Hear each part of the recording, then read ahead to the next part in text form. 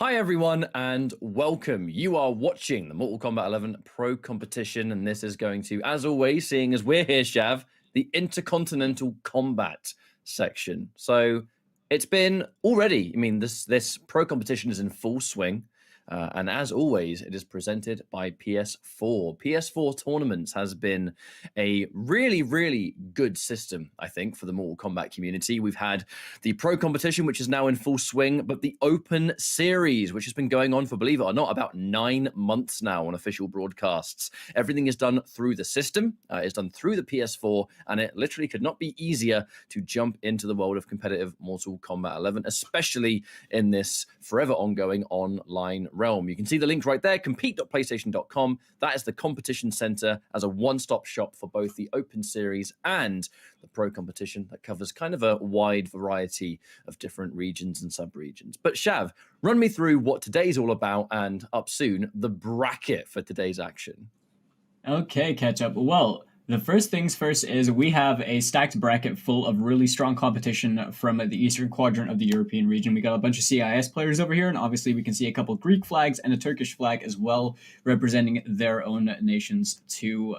The matches that we're going to have are going to be really, we're familiar with a lot of these players. Mercer we've seen in the Open Series countless times, along with Flet, Disarded. Val, we've seen in Pro Comp Online before. K-Top, a very familiar name over the years, and Nivek, Final Combat. But overall, there's quite. I would like to say people like Blood Eyes are very like dark horse players. They're very. They haven't quite had the spotlight, but I know that the caliber of play is very high. So, are there any particular matches that you're looking forward to the most over here, Ryan? The last match that we're going to have in the losers round 1, we can see Alexander versus Blood Eyes. I do know very little about Alexander, I will admit, and I think that's the case for a lot of people, it seems. We've been talking about this pre-show, but one name alone, Rambo, I think we're going to be seeing from him. But then Blood Eyes, as you said, a dark horse, really good Frost player, plays other characters too. I think Rain is another character that Blood Eyes has been playing. So we could have definitely a matchup that we don't see all that often down there. And look, I'm a sucker for different characters. I love it when people play these like lesser used characters. So having two of them go head to head is definitely something to expect. But K-Top, got to tell you, he's been on a recent tear because he just finished with, if memory serves, and although I'm a commentator, memory like a sieve, unfortunately, we did just have the monthly finals of January for the European Open Series. K-Top got top 3 in that tournament. And that was, without question, I think, his best showing so far in all of MK11. And never forget, when it comes to K-Top, this guy, his brother, H-Dope, they had to miss out on the first year of Mortal Kombat 11. But they live in Greece. It's things completely out of their control. They weren't really able to play any video games for an entire year. And that just so happened to be the year MK11 launched. They were able to watch it and study it, but they had to play catch-up. And catch-up K-Top has as now a top 8, another top 8. For the Greek is definitely interesting. And Mercer, a player that you can never count out. He has that very slippery scorpion, and man likes the Sin Blade. He definitely does. And, with these players like K-Top and stuff and H-Dub, obviously taking that time out and now coming back and kind of like catching up with everyone, so to speak, has been nothing short of impressive. And now we're starting to see the results pull through with that. Mercer, a very strong Scorpion player from Russia, and we've seen him kind of like, time and time again, known for the Passport Scorpion combat card as well, lest we forget. But either way, known for having, like you said, a very slippery style, a very, I'd like to say he plays quite high risk, high reward, but he likes to put a lot of thought behind his decision making. He's almost like I would like to say him and Mirko have very similar styles, but they play like very nuanced versions of Scorpion. Now, I gotta say, for sure, one thing about the way Mercer plays is he is not afraid to kind of play with his heart on his sleeve. He will go with the craziest reads and decisions, but it's kind of backed by fundamentals that are super solid as well. Like his flawless blocks are absolutely in the right place, and he has nice reactions and stuff like that. Great matchup knowledge. We can see here he has actually fully gone in for just Reborn, and what that essentially means is he's gone up against Jackie. I think that air grab counter hit KB, like that is something that we could very well see once again if Mercer's playing his cards right because of the leap Falcon. And let's go now, game 1. Yeah, definitely. You know, a good option to stuff that. Just opting to go with a classic tournament variation. I mean, this is probably the one that we've seen him play the most as well over the course of time. The brilliant anti-air right there from K-Top, who has quite a dominant health lead and is setting up the damage over time in the corner. But this is the nature of things. You know, Jackie's such an aggressive character. Mercer, to be fair, the 1 week, if memory serves, he has been a open series victor himself. And that week, right in the midst of upgraded Jackie before Ultimate running rampant in tournaments, he was able to take out every single one. So his matchup knowledge against Jackie is actually sublime. But you know, knowing how to fight this character is one part of the battle, being able to execute it against someone who's able to apply the layers that K-Top can. And K-Top, historically, one of the most aggressive players that we have in this side of the world for sure. I'm sure some of you remember him back in the Mortal Kombat X days, that Raiden, that run cancel in general. If the character had a run, and the run cancel, you know, K-Top's gonna main it, you know what I mean? But here we go. Round 1, already won by K-Top, and Mercer trying to fight back. So Mercer over here, you know, he's just trying to fill him out right now. But K-Top, obviously, you know, the Greek scene is a very set of very strong players, and you can tell that K-Top has him clearly. He's obviously probably playing a lot with his brother. Both players are exceptionally talented, but right now he seems to be applying just so much pressure and damage over time to Mercer that he can't really deal with it. But now he's trying to fight his way out. Bit of a drop though, unfortunately. I'm sure it's a little bit trickier against those smaller hurtbox characters. A lot of the female characters in this game, they kind of have those, when we say smaller hurtbox, we basically mean it's kind of harder to hit them in certain situations.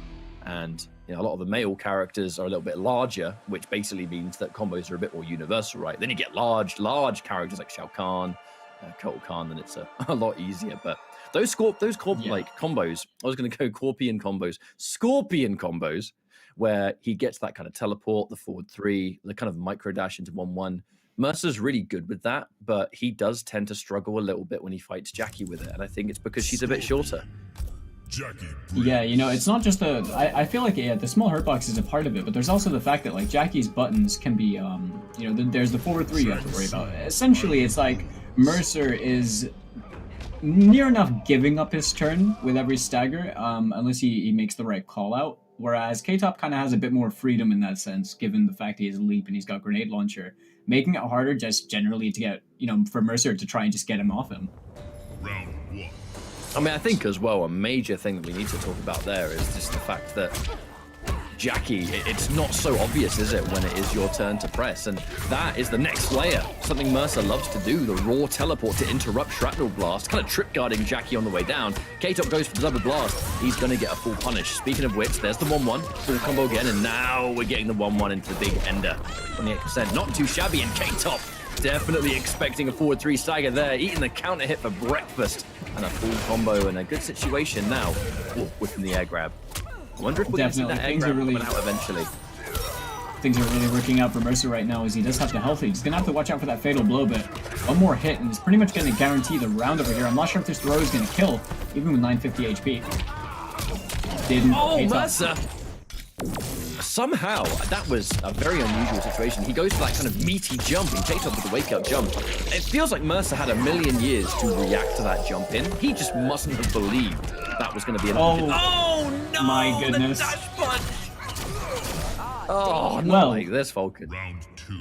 K-Top definitely didn't want Mercer getting any kind of momentum in this set. He really just said to himself, alright, you know what, I'm going to Hail Mary the rest of this because I have nothing to lose. It's like I'm going to lose the round or I'm going to win the round if I play it crazy. That's exactly what he did, and he has a huge health lead over here in the corner. 40% and still keeps the positioning. Looking for the pressure in the corner. Flawless block and wake up just to shut down some of the chip. Looks for the pickup. Nice catch, but I like that he doesn't overcommit to the spear in that situation. So easy to fall out of the combo and then punish him for it. And the turnaround again. Forward throw. What's going to come from this? Mercer right now, he's got a good confirm on the air to air right there. Gets the spear ender. Go for the meaty pressure. K-Top not biting right now. And K-Top used his fatal blow already in the last round, so there's this kind of like major comeback factor. K-Top's going to kind of need both of his bars to kill right now, because that 30% before they can break only happens when she has the 2 shrapnel blasts.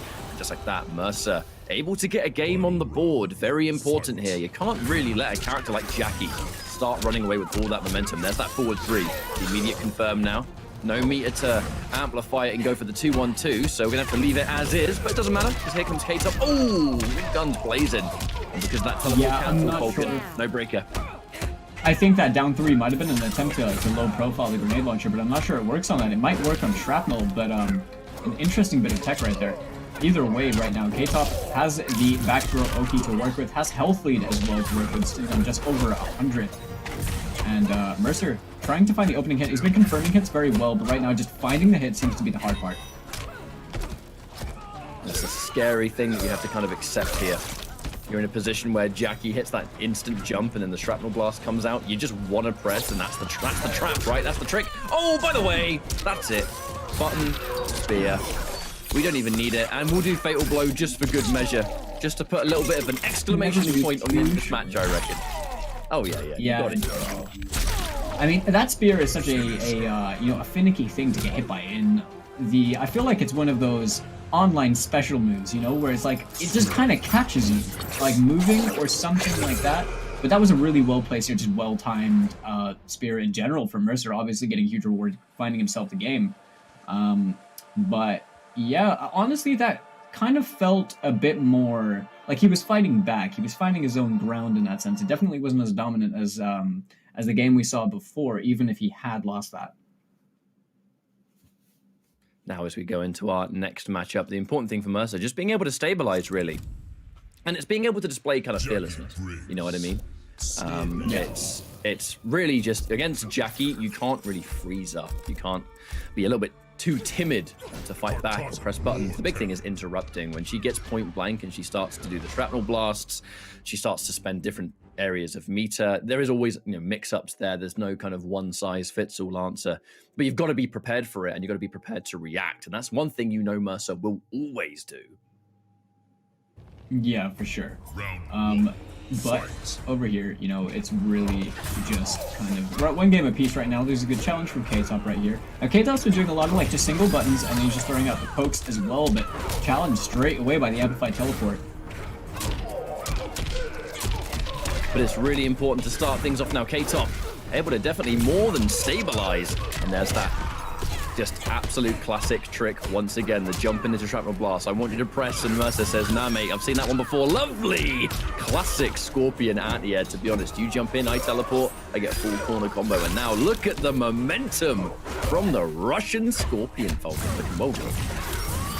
Yeah, Mercer looking so much more on point. Has been getting so much mileage as well just from these teleports. These instant teleports have been blowing up K-Top's jumping a bit too much that round. And Mercer obviously taking full advantage of the situation right now, just not overcommitting to anything. The cancel teleport keeping him safe from what would have been a devastating neutral jump punch, to be honest, especially with K-Top having 1 bar to work with there. And oh, you want to press a button? Eat this 1-1-B. Eat it. Oh, counter hit though.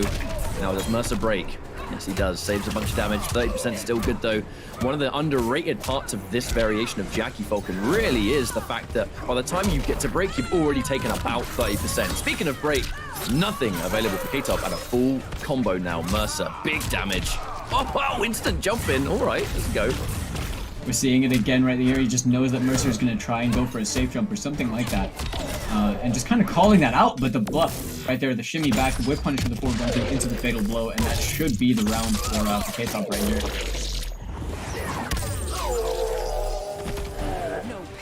And there's the round apiece. Close games here, really close in fact. And I gotta say, I haven't seen Mercer in the competitive space for a while. He normally was a regular attendee in the Open Series top 8. Oh, he's looking for the optimal punish on dash punch. Looking for that standing 4, but no one home. But we haven't seen an Open Series in a long time. It has been a little while. I wonder if he's been on a bit of maybe a competitive hiatus, or maybe just taking a bit of a break with the game in general. Right here, he's gonna get himself thrown into the corner at K-Top. Challenging the teleport a bit too obvious, saying that he doesn't want to stay in the corner. He's going to try and, just work his way out.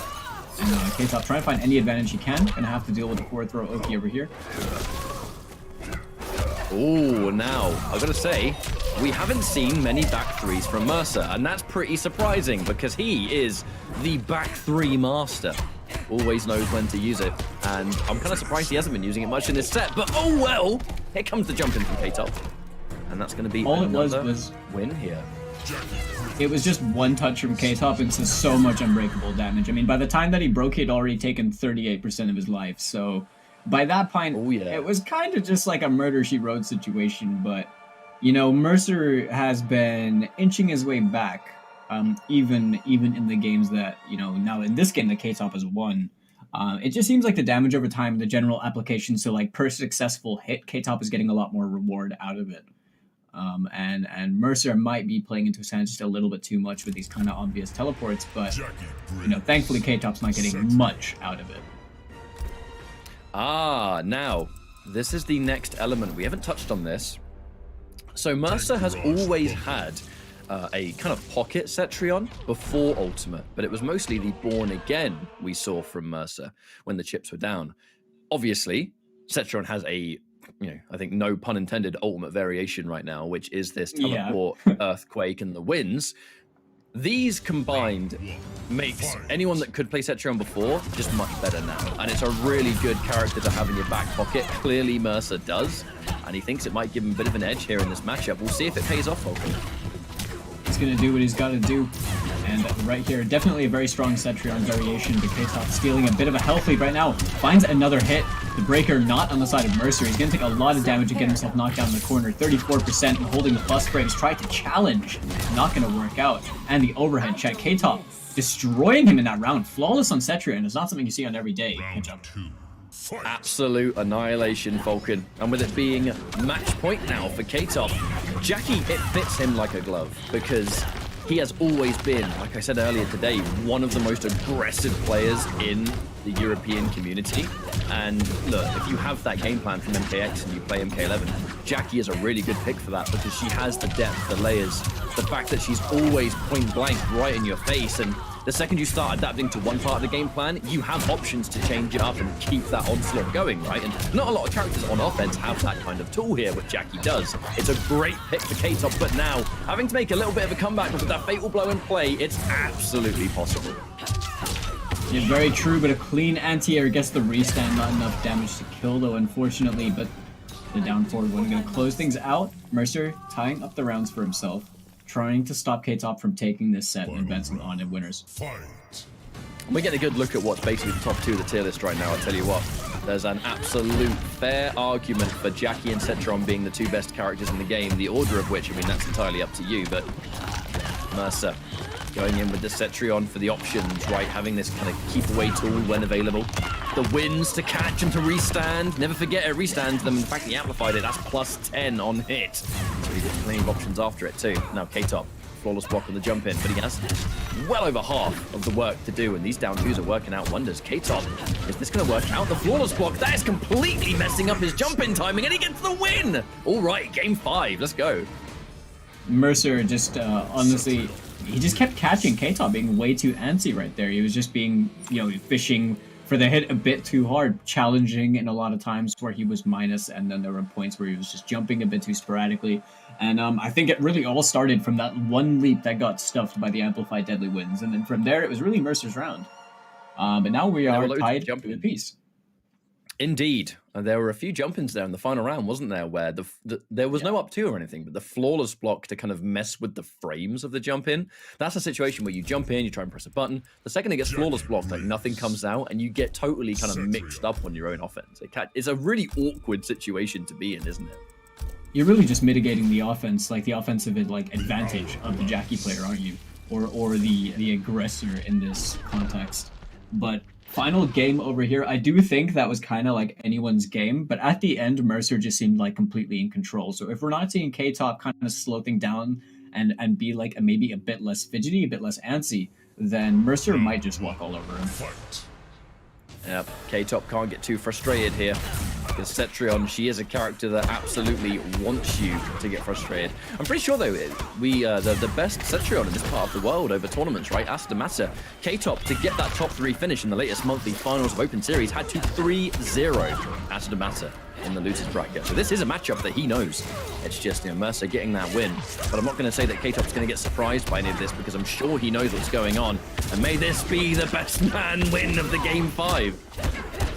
We will see. Now, we saw K-Top challenging a lot from the deadly wins earlier. Now, Mercer's been adapting by throwing out a lot more down ones to start checking and take advantage. But one successful touch from K-Top just deletes so much of that important life that you need to keep in check to keep the Jackie out, really, and just chip her down. Oh yeah, and he's built one bar of offense. That's going to be a really good start. This combo not going to kill, and it's going to put Mercer into fatal blow territory. So although K-Top needs to get one, in theory, good press, that wouldn't have killed. That could have been it. Yeah, he's fishing for it. You know Mercer wants it bad, and now it'll kill.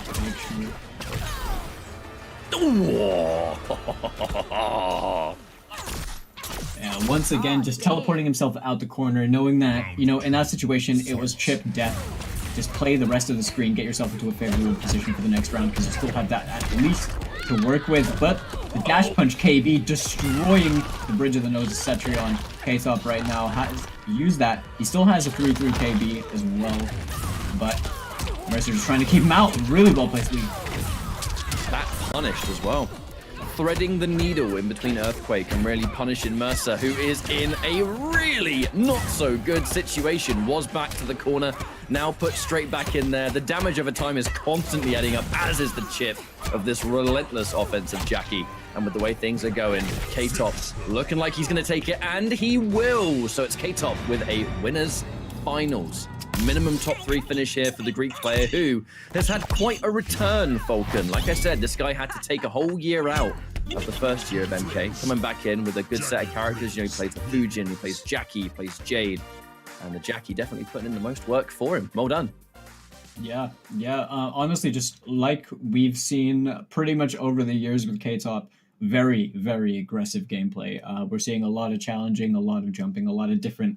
But the thing is, you know, strangely enough, it oddly reminds me a bit of how Tekken Master was playing Jackie at WePlay, of just kind of staying in the air or staying in a you know, kind of acknowledging the fact that if you have like minor plus frames at a range, I'm going to challenge you because you're going to try and use those to close the space. You're going to try and press your advantage in any way. And he was kind of calling Mercer's decision-making a lot of the time in that set. And at the end, that was just pure overwhelming offense, really. It just seemed like, you know, being Mercer in that situation seemed really tough.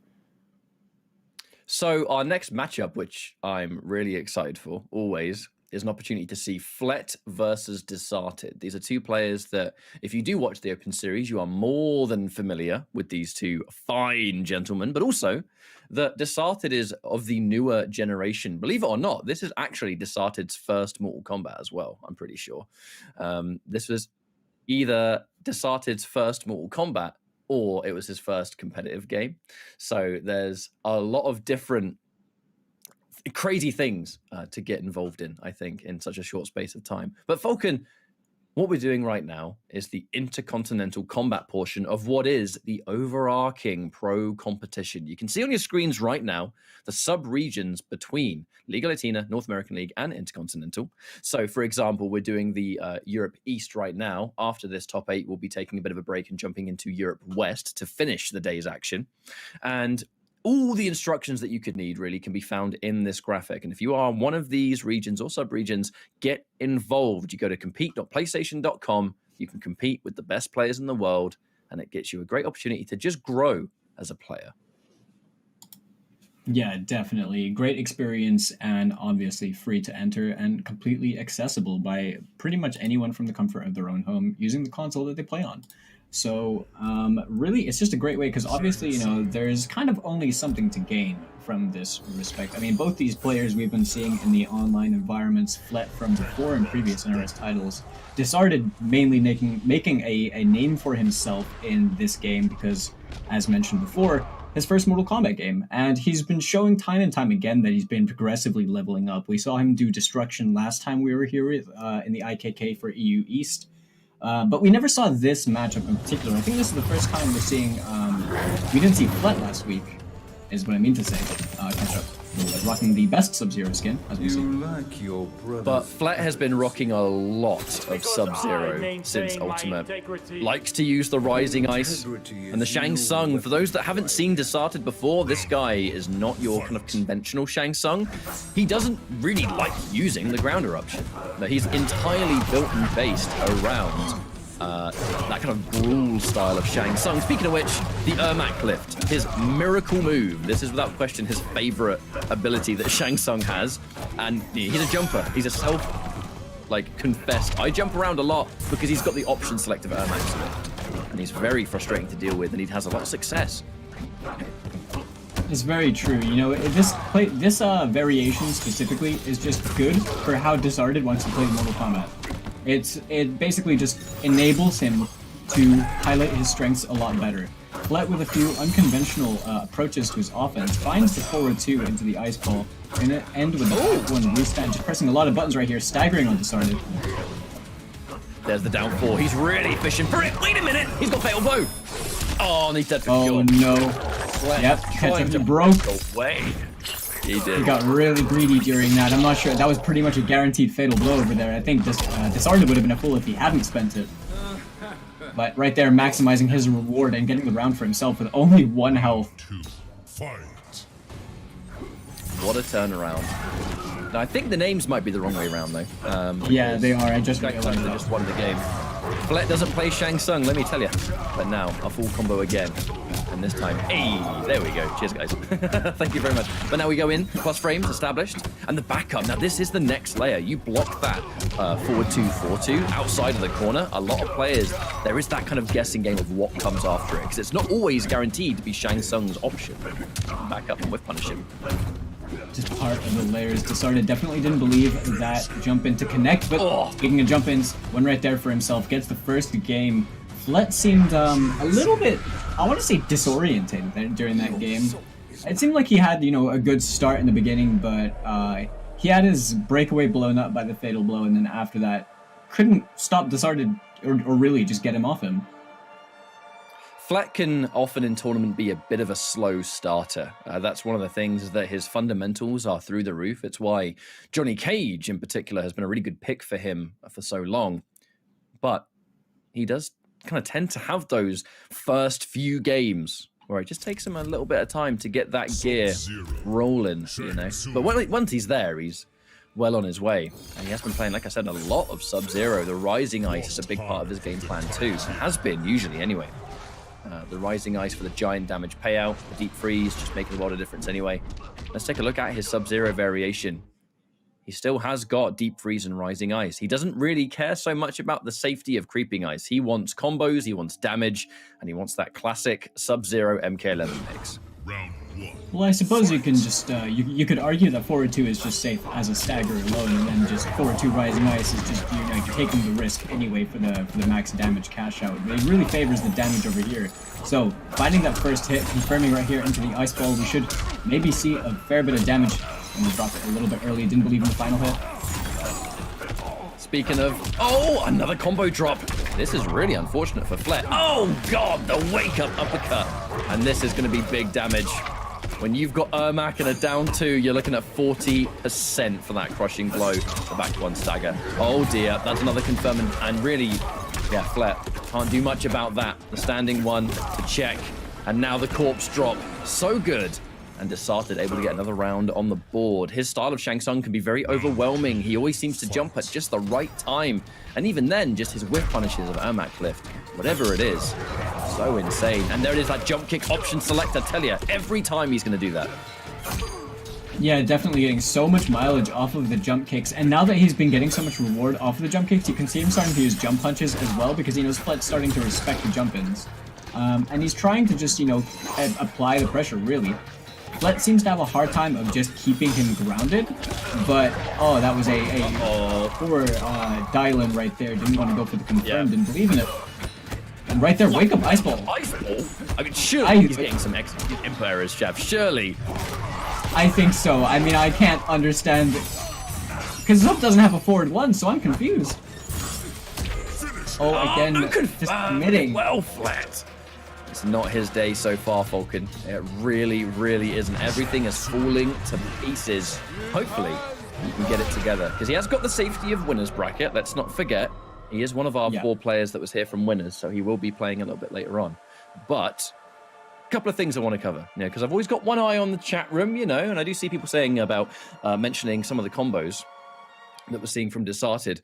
With this specific variation that Desarted has, it really is optimal to go for the down 2 ender with Ermac Lift. Just a lot of the Shang Tsung moves that he's got is best for damage to end an uppercut. It looks a bit ugly, granted, but it is ideal. It gives you the biggest amount of damage, and the kind of anti-break measure as well makes the damage completely guaranteed.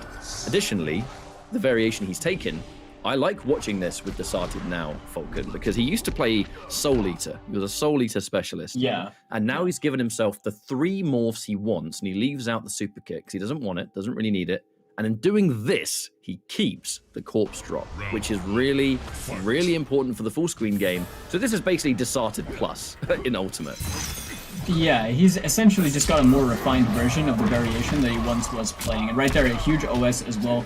That microdash stand 1 into the down 2, optimal damage off the Ermac Lift. But yeah, keeping the corpse drop is super important in the neutral. High damaging overhead, and just having that in the arsenal is super useful. I think the rain trade-off of the super kick is honestly worth it, depending on who you ask.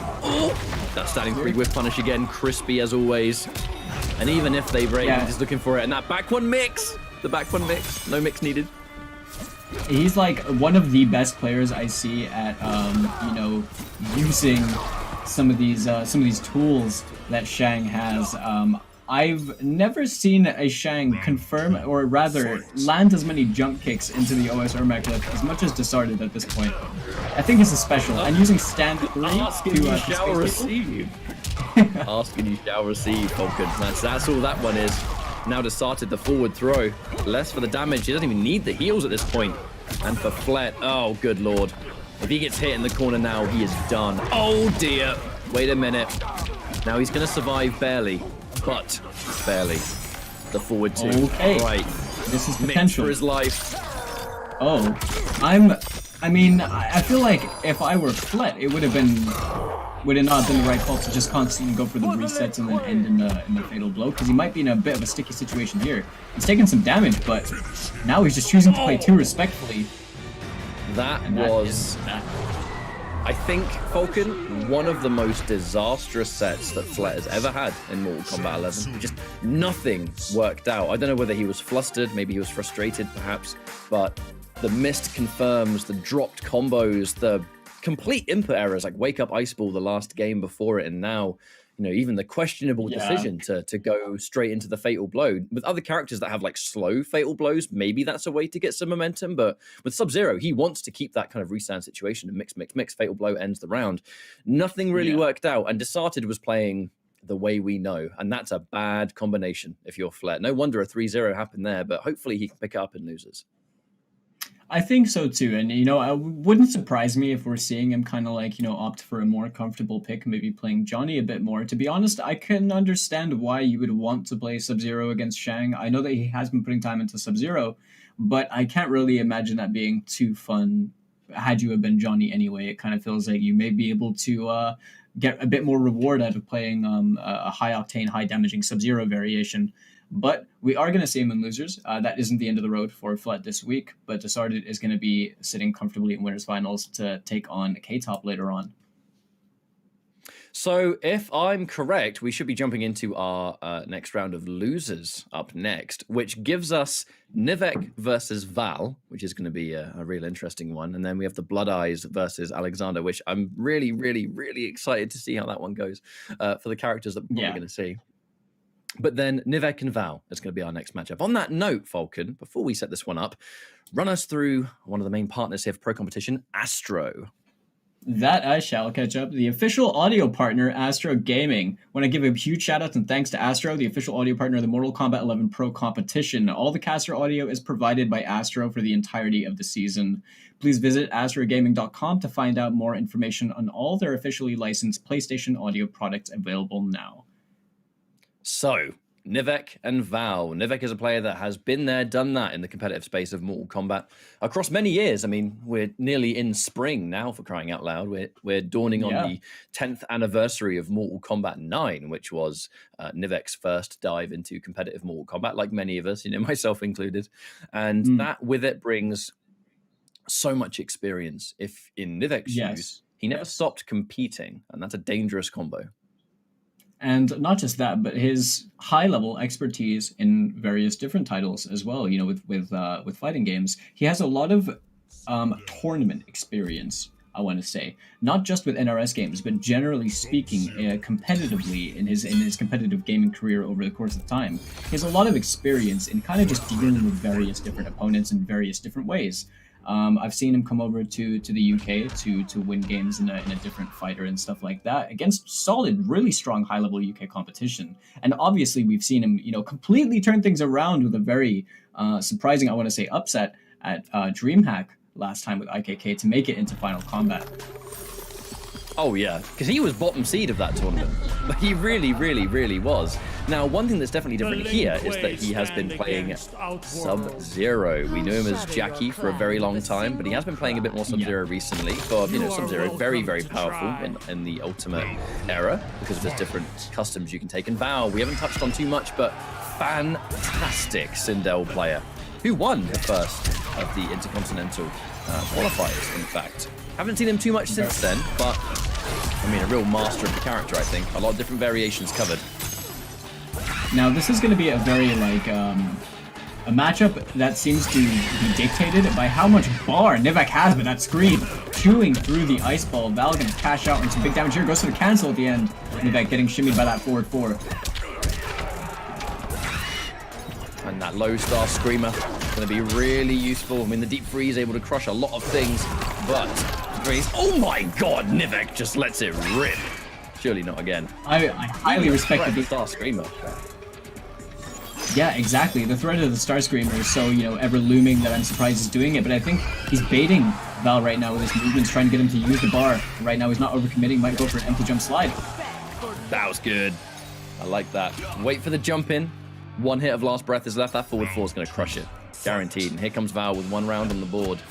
Now, I don't really know what shape Nivek's Sub-Zero is kind of shaping up to be. So, on paper, I'd actually give the advantage here to Val. I think Val has a really good chance, and the count has a stun. Here we go. Bam!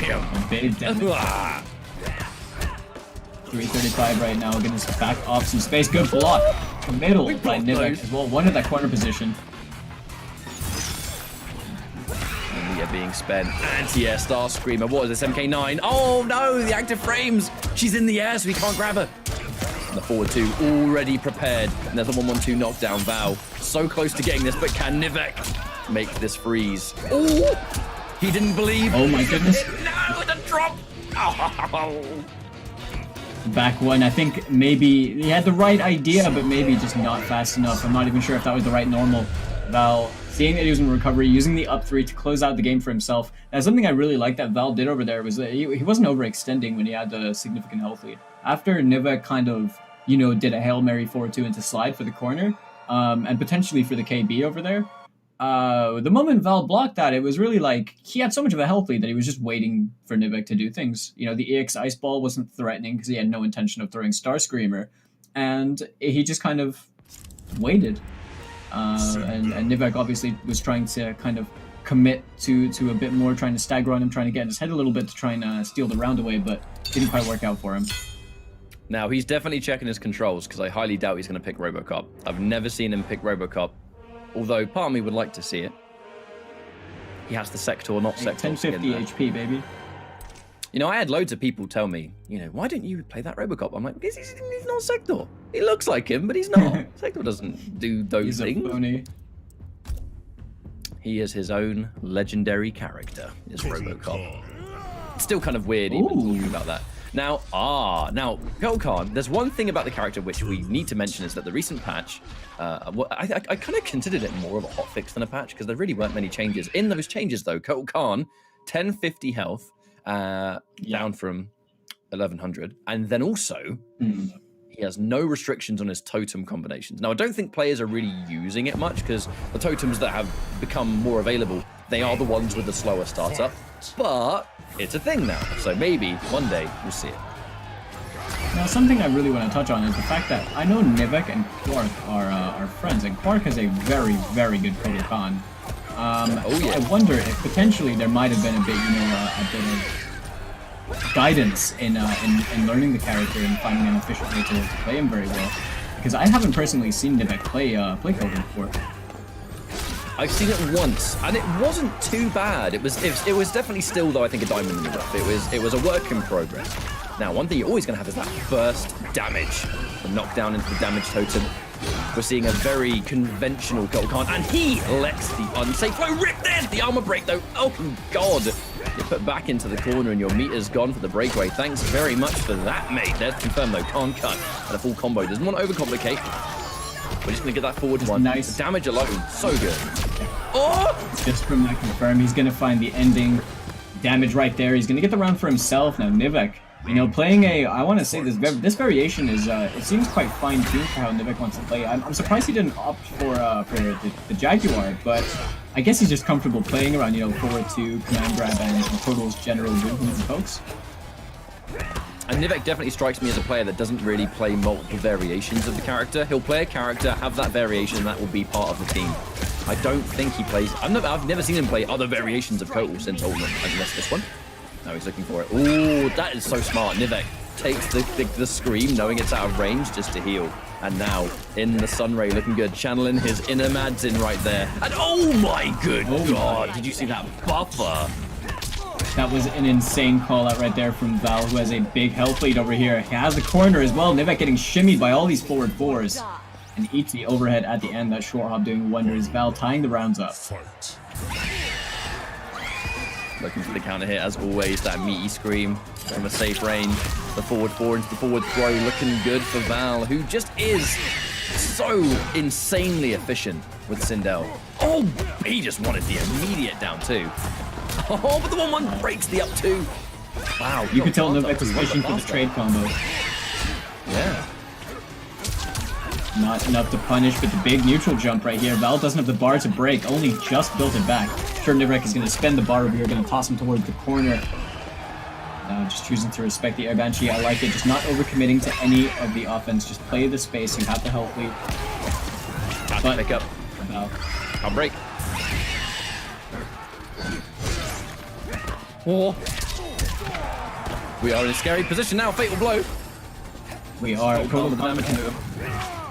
can delete your health bar in just a couple touches, but Val right now also has the ability to chip him out. You have to be real careful. Oh, especially now. Ooh. Oh, Banshee dash. Instant air Banshee dash. It's not an easy input, to be honest with you, but it is that the kind of almost mid-nature. You get it low enough to the ground, it just shuts down so much of the screen space. And let's not forget, you know, I mentioned those kind of different hurt boxes at the start of the day. Kotal Khan has one of the bigger ones. He's a tall lad. Yeah. So in that kind of situation, it's going to be very hard for him to bypass that air dash, really. It is, you know, definitely, like, Val is using it to check him. Obviously, the reward that you're going to get on it is so huge. And he knows that Nivek isn't able to consistently punish him on it. I think he maybe got one punish on the Air Banshee, and that was it for the entire game. So there wasn't really anything stopping him from just using it again. And over there, it was perfectly spaced. I honestly thought Nivek might have clipped the forward 2 at max range, but Val, you know, just about surviving by a hair, really. It was just outside of range, and the Banshee clipped Nivek. But now he's got a nice 2-0 lead on Nivek. And we are seeing Nivek stick with Kotal Khan as well. And I think that might be the right call, to be honest, Ketchup, because he played that last match pretty well. I would like to just think that he just got kind of bullied by Val in some respects. Yeah, and that's just a big part of that is Val knowing the matchup pretty well, knowing his enemy, and knowing that Nivek is a very respectful opponent. So a lot of these, the back 2, just that range, and that's going to allow some good damage to start with. Doesn't quite get the neutral jump in there. The raw command grab. This is an element that we haven't seen so far. A lot of the Kotal Khan from Nivek so far has been whip punishes, jump-ins. There hasn't been much mix-up up close established yet. Kind of using Kotal as more of a striker than a grappler. Yeah, definitely. He's playing a very fundamental Kotal, as opposed to, you know, just going towards the best options. Now we've got a nice big buff. Well, from that damage, cash all of it. We talk about that low profile though. Going directly under the dash, that's an answer to it. You're a big dude, just get your legs down there and then you'll be fine. Crouch right under it, and actually, with the way things are going right now, should be good to take this round. Maybe I spoke too soon. Val gets a knockdown on the fatal blow, ready. And he's spend it. Let's see what Nivek's answer is over here. Oh. Okay. Round 2. Fight. I like the Nivek now, he's looking... Yeah, definitely. I think that Valve's been pressing a lot of preemptive buttons in general because he knows that Nivek is trying to approach him in a lot of situations. And they've been working out very well for him, but right there, the roll straight through, gonna get the nice ground bounce property. The gravity does not get affected in that KB. Right, gonna keep the corner positioning, big damage, and chewing straight through the up 3. And there's more damage on the way, Falcon, because we hit another command grab from Val. Looks for the tick. Hang on a minute. That down 1 on hit, making the tick grab whiff. This is an opening. It's a really small one, but it's a possibility. What's it gonna be? And it is. Oh my goodness! He broke! Oh, he hit the launch! And he armor breaks Falcon! He's not gonna kill him this, but he's now gonna be 1 sequence away. That was the max damage Val could have gotten in that situation, I think. That worked perfectly for him. Oh my god! Oh, we're seeing it now. Channeling his Mr. Aquaman, I see. Oh. No offense, Ryan, I love you. As we now go into this next game. 2-1. The wake-up fatal blow. In the midst of all that, the last thing I expected. And from Nivek, who is not a very wake-up fatal blow happy player. I was just talking about how respectful this guy is. And then my man presses his triggers fresh off the read. Seen one. That was a big read. I think he might have read, like, in that situation. And now I'm surprised he kind of let it rip straight away very nonchalantly after taking, like, 47% for making a bad call. It was like he made 2 risky decisions back-to-back, but the second one worked out for him and he won the game. But what does this mean? Val needs to keep things together. That can be probably a frustrating way to lose the game. You know, you're so close to being able to take it convincingly. And then here comes Nivek with a wake-up fatal blow. I mean, wake up super in any capacity. I mean, how long has that existed in every since the dawn of fighting games? As long as there has been a super of some sort, it has been a thing for sure. MK11 is definitely no standout in that respect, but having that kind of play, being able to do it and just go, you know what, I'm gonna do it, and it worked out. I think honestly, if we saw things like X-rays be more, I think, practical in like MK9 and MKX, we would see them on Wake Up as well. You know what I mean? It's just that you never used X-ray in those games because meter was too important on other things. It was just a waste, you know, for the most part. Yeah. Now we have the only character that use every time. It was pretty much just Piercing Melina that was able to just use it like all the time because she was just building bar by her game plan. But back to this match, Nivek obviously setting out the sun map. Yeah. And we got, Nivek setting out the sunlight right now, just building up a lot of damage as he can, trying to soak up those low star screamers. He's got 2 damage totems on the table as well. 1 successful hit's gonna hurt. I mean, that disc alone did a fair chunk of damage. It was a big touch right there in Val, getting a nice cash out for 23% in the corner. Looking for the stagger game now. Nivek just trying an opportunity to find his way out. Forward 1, an interruption, down 4, anti-air. That is what Val was looking for and ready for. And just like that, match point. The Sindel Master, really proving why Val, such an expert of this character. As long as I've seen Val, I've seen Sindel. And even before, we've seen Val use, before Ultimate, all 3 variations competitively. And now being able to kind of pick and choose just gives you the best of all of the different realms. Here comes the knockdown, corner pressure, belonging. Really trying to beat a wake-up roll, I think that one was, but saving the meter. Val really just trying to fish for that hit as well, trying to get a big chunk of damage. But speaking of damage, Nivek got the breakaway. He did have the damage buffs. Obviously, Val, not wanting to eat any more of that damage for free. Right here, trying to find the EX Scream. He's sitting on no bars right now. If Nivek can find an opening hit, it's going to hurt. More low profile, but there is what is basically a rather simple option select. You do that air banshee dash on block, no amp comes out, and on hit it does. If you just buffer amp every time it comes out, there's the short hop, and Val with the swift turnaround afterwards. I'll talk about that tech a little bit later because Val will get the 3-1 victory here on Nivek, and that's a bit of a freeze frame just to end things. And there's the win pose, the Sindel. Val. And he's just so good with the character, man. I really do think that he's one of the strongest Sindels out there right now, for sure. She can be a very frustrating character to be on the receiving end of, and he's doing a good job of making those frustrations that much more, prominent, that visible. That it seems like for the most part, Nivek was really playing. He was just chasing him down a lot of the time, but Val doesn't really need to do the same thing. He's going to sit back. He's going to use low star screamer. He's going to check you spacing with forward 4 up 3, and then it's really just about that. A lot of just back 2s thrown in there, 1-1s to challenge things like the forward 2 and the advancement from Nivek. It seemed like Nivek was really starting to kind of like bring that around in this game, but he couldn't quite establish enough for Val to start respecting him enough. And Val has always been a real scientist, I think. A real scientist of the character, and continuing to be at this point. But while we get into our next matchup, I'd like to remind everyone what this all is and why, if you look at the top, presented by PS4 is here in the first place. The PS4 tournaments is not only the pro competition, but the open series, which is 4 weekly tournaments for EU and North America, and then a monthly finals at the end of the month. It's all done through the system. It couldn't be easier to play your friends and your rivals and people that you've never fought before in the online tournament system. You can go compete.playstation.com, get involved in the open series, get involved in the pro competition. It's been going on for a long time now, the open series. I think we started them last June, if memory serves. So it's about 8 or 9 months, right? And they're still going. The open series, we said a few days ago, they will be continuing all the way through February as well, at least. So February has another good quality month of action, and it's weekly prize pots too. Now let's talk about this matchup, Falcon. Yes. Rambo from Alexander and Blood Eyes with probably Frost. I'm excited. Never seen this matchup in my life, by the way. So Alexander is, playing Rambo. I think this was pretty much to be expected. I did a little cheeky visit of their ESL profile earlier because honestly, I didn't really know anything about this player, and I was trying to get any little bit of information that I could.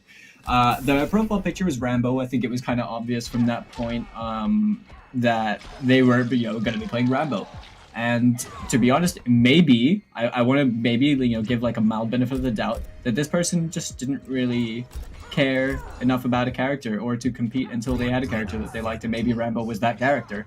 But you don't see a lot of representation for Rambo. There's very few people out there that actively play this character, so this is a very hard thing to call. Snare Trap obviously being a good tool and applicable with a lot of utility in certain situations, but known to have some whiffing issues that are quite prominent.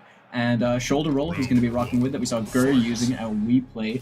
And Blood Eyes rocking the Frost that we're familiar with him playing. We do see it play a few other characters as well. Right there, the roll doing some wonders. So Rambo, a character that is covered in flawless blockable gaps, but you need to know the matchup to really make it work. So how prepared is Blood Eyes for Rambo? That begs the question. That full screen projectile absolutely going to go underneath Frost's cannons. So I think that's going to be a pretty important part of the matchup at the ranged game. The patience being demonstrated. There's the roll, just try and get out of the corner. Blood Eyes able to get the knockdown. If you've seen Blood Eyes before, you know this guy is a scientist of Frost in his own right. So expect to see some pretty insane stuff here. There's the launch counter hit. And no breaker available. One thing about that roll, defensive meter intensive. Drops the combo though, does Blood Eyes. An opportunity now for Rambo plus. And that's and I like the I actually like this because so you have the little the leg sweep to check people, a very good counter zoning tool. Blood Eye is going to cash out in big damage over here, but Rambo obviously his arrows being able to kind of blow up Ice Quake in a way. But he seems to have the right tools to be able to deal with Frost's space control. But Blood Eyes was cashing out in damage just a lot more. That 1KB earlier with the right positioning and stuff. There's a few hits from Alexander, but they're not really amounting to much. Oh, the roll cancel has been a real benefit here. But again, it's very meter intensive. So Frost, she definitely has rather high damage output, especially in this variation with the Augur. The counter hit launch, granted, was used, but you need to be very, very careful. Not getting clipped. But I am liking how Alexander is approaching this so far. That mobility of the roll. The arrows. Underrated is that they're actually very hard to see on certain stages. Definitely, but a good read. Yeah, not going to work out. No bar to break any of this damage. Blood Eyes cashing out on big damage right there.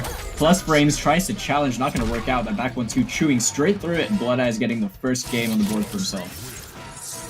Now, not a bad effort there from Alexander, to be honest, but just getting clipped, right? Getting completely caught in the middle. Like, I like the way he's approaching the neutral. It doesn't seem like he's, I think, happy to be too defensive or slow-paced. He's trying to overwhelm with the pressure. Problem is, and we are starting to see it, it's costing a lot of meter. It's kind of comparable to Scorpions or Raidens that use a lot of teleports that cancel or whatever. Yeah. The Definitely. more you're spending defensive bar, not getting damage and then getting hit yourself, that's where things get tricky because you can't break any of the damage. And Frost, she hits really hard.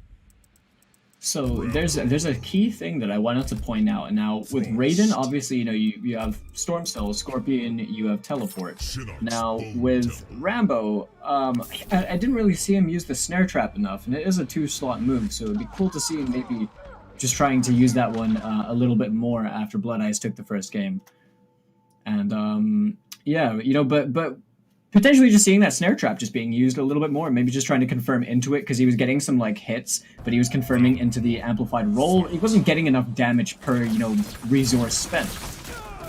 I think already trying to go underneath. There's the roll being spent here, and the flawless blocks coming out already, so Blood Eyes demonstrating a bit more of that matchup knowledge, but there's the confirm and the Snare Trap. We finally get to see things opening up here, an opportunity. Really respectable damage here from Rambo, who also has some rather unconventional crushing blow requirements. And he's just this very tricky character. However, Blood Eyes not going to worry about it too much as the pushing in is good. Knockdown back in to try and shut down some of that ranged game. Oh, goes for the down one after the dive bomb. Oh, I like that. That was a really interesting trade choice right there, but the back 2-2 sifting its way through the back 3-3 from Rambo. Blood Eyes gets the round for himself and has a great position to work with on the screen as well. We might be seeing an amplified roll straight away. Gets destroyed by the Ice Quake. But let's look at this matchup, right? We look at this matchup on paper. Rambo doesn't have the greatest range tools against characters that have amazing ranged options themselves. I see Frost being quite the bully from jump distance. And when Rambo gets close range, he's a bit of a threat. He can confirm no Snare Trap, but he is going to finally be able to spend it here. Oh, the combo drop, but never mind. Accidental reset. The flawless block and wake up Blood Eyes is going to catch. I'm just talking about the fact that at most ranges, I think Blood Eyes is the one that's going to be in the advantage. And then it's only point blank, which is kind of easy for him to shut down, perhaps. But that's to confirm. Wait, fatal blow. Oh, it didn't work. Oh, no. Maybe that only works against the breakaway. He must have made a hard read or something. But right there, yeah, that was a really unfortunate combo drop as Blood Eyes takes the second game. We did see him start confirming into Snare Trap and stuff, which is great as we started to see Rambo start, cashing out on some of this damage and make these successful hits worthwhile. But Blood Eyes, holding down the fort consistency has triumphed in this game right here, as Alexander is now down to his last potential attempt to really keep himself in the top 8. Yeah, I mean, there is a theory that, but I mean, again, I am just kind of coming up with it as theory here. I don't play Rambo extensively, and he's not a character you see every day, but that one combo, the gravity was so late that it did kind of seem like maybe it would only work if the breakaway happened. It's just so late on in the combo. I think you might be onto something there. Either way, it could have just been a tragic combo drop, but whatever's going on, Alexander, this is his last lifeline. We're in loser's bracket now, folks. If he loses this, we're out. No more Rambo. New variation. We have the Fubar, Leopard Cruel, and Claymore. Okay. This is completely different. This sounds interesting. Yeah, he's completely different, yeah. So he doesn't have the roll, he doesn't have the Snare Trap. He's rocking with the command grab. The Leopard Crawl, for those of you unaware, is literally just the crawl, quite self-explanatory, of Rambo, where he is just low to the ground, but he gets a few different options out of it. And the Claymore, slow to start up, but has a lot of applicable utility. If you can get it right just like there... If he's at full screen, he's probably going to want to put that Claymore down. It's going to shut down the dive bomb. A lot of these advances. There's the Leopard Crawl. Okay, we're starting to change. And then confirm again. But without the Snare Trap, you're not going to be able to confirm into too much. As we go back into full screen, Blood Eyes establishing a bit of a cute projectile here. Got to watch out for that low. There's the dive bomb. Oh, my goodness. Double down 2, gets 30%. Bad read on the breakaway. But right here, Alexander, is he going to spend it? Yeah, wise to it.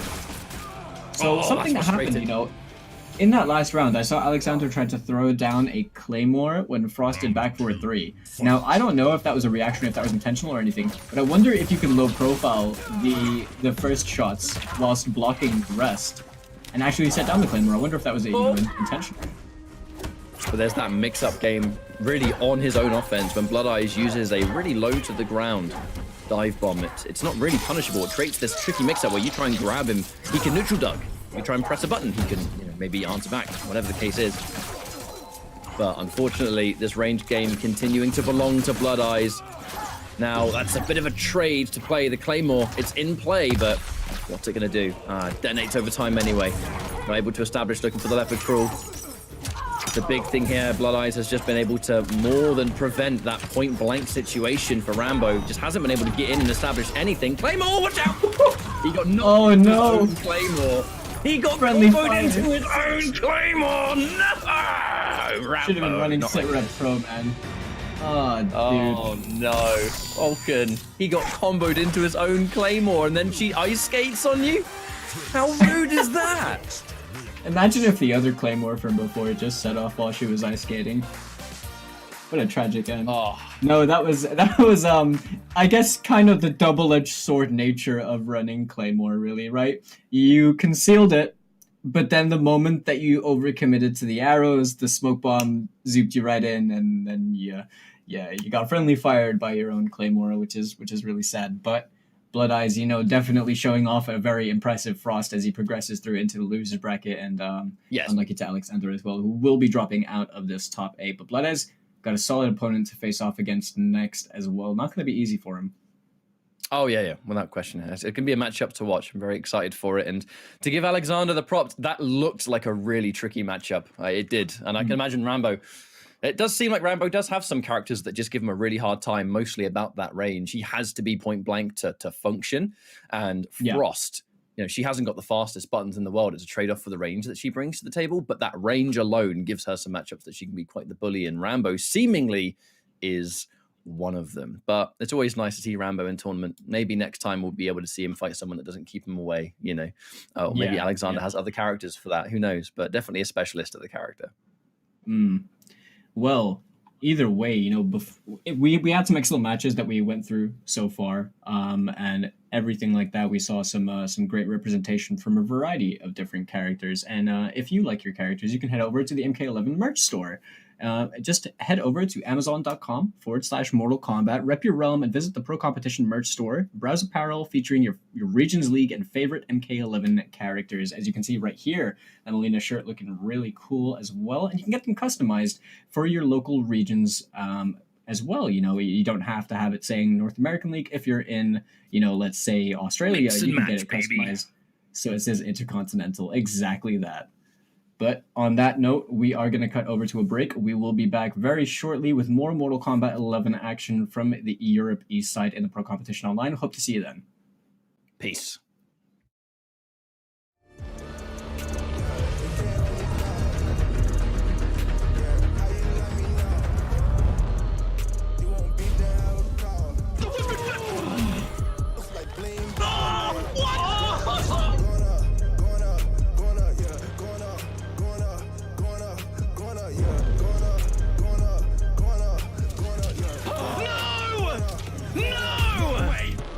Jokes, no gimmicks, just combat.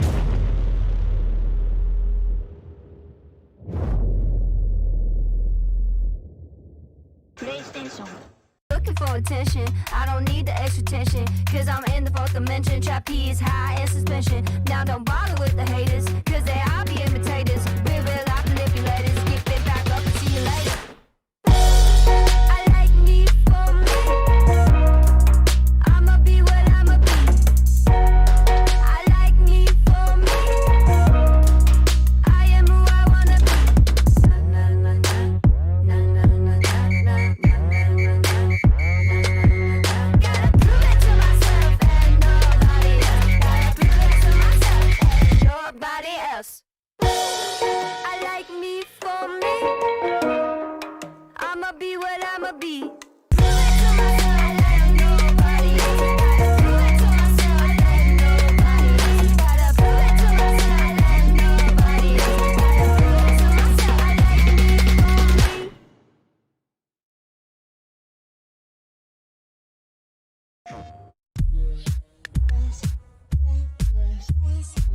me. Hey guys, Ketchup and Mustard here, and it's time to test your might in the Mortal Kombat 11 Open Series. Ready to rumble? Power on your PlayStation and head to the Events app. Filter by type and select a convenient date and time. Boot up MK11 and locate the PS4 Tournaments menu option. Click it to visit a familiar place, the Console Events tab. Sign up and prepare to play. Once registered, you can view your tournament details and check-in time. A notification will remind you to tighten your black belt and get over here for your match. Continue combat in the open qualifiers to close in on the competition. Thank you for watching, and we'll see you in the tournaments.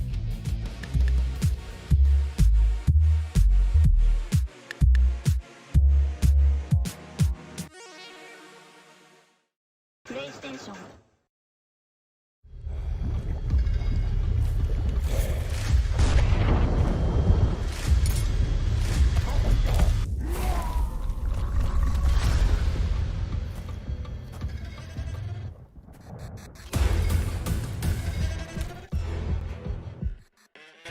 Who are you? I'm your worst nightmare.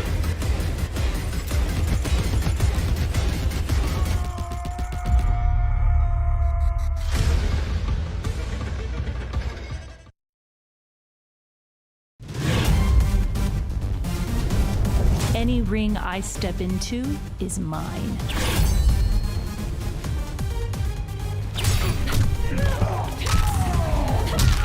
End of the line. Then this fight is now personal.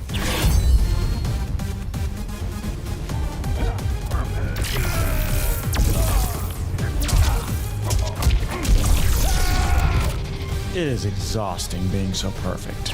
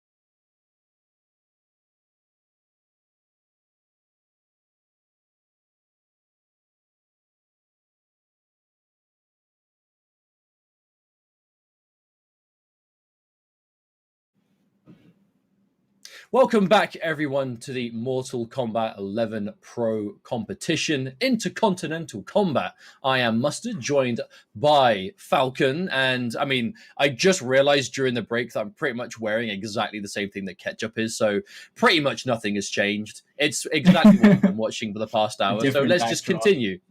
Yes, indeed. It's just that quick instant transmission just to get from there to here. But we have had a really good day so far of action here in this EU East, you know, the double barrel day that is going to be both EUs back to back. We are starting off with East, and we've had some great games already, and it's shaping up that today is going to kind of continue that, I think.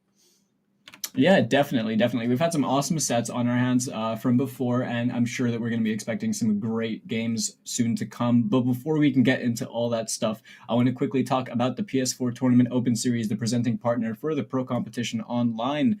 The Mortal Kombat 11 Pro Competition is presented by PS4 Tournaments. Check out the PS4 Tournament Open Series. They're weekly competitions for all skill levels. You can compete against your friends and rivals for unique rewards. Visit the PlayStation 4 Competition Center, the one destination that has Mortal Kombat content that gives an inside look at how top players play and tips and tricks for players of all skill levels. Head over to that website you see on screen, compete.playstation.com, and sign in with your PSN and give it a shot. An open series for all players and, you know, aspiring competitors alike, a great way to get your foot started in the competitive scene and kind of just test your mettle to see how you do against the best of the best.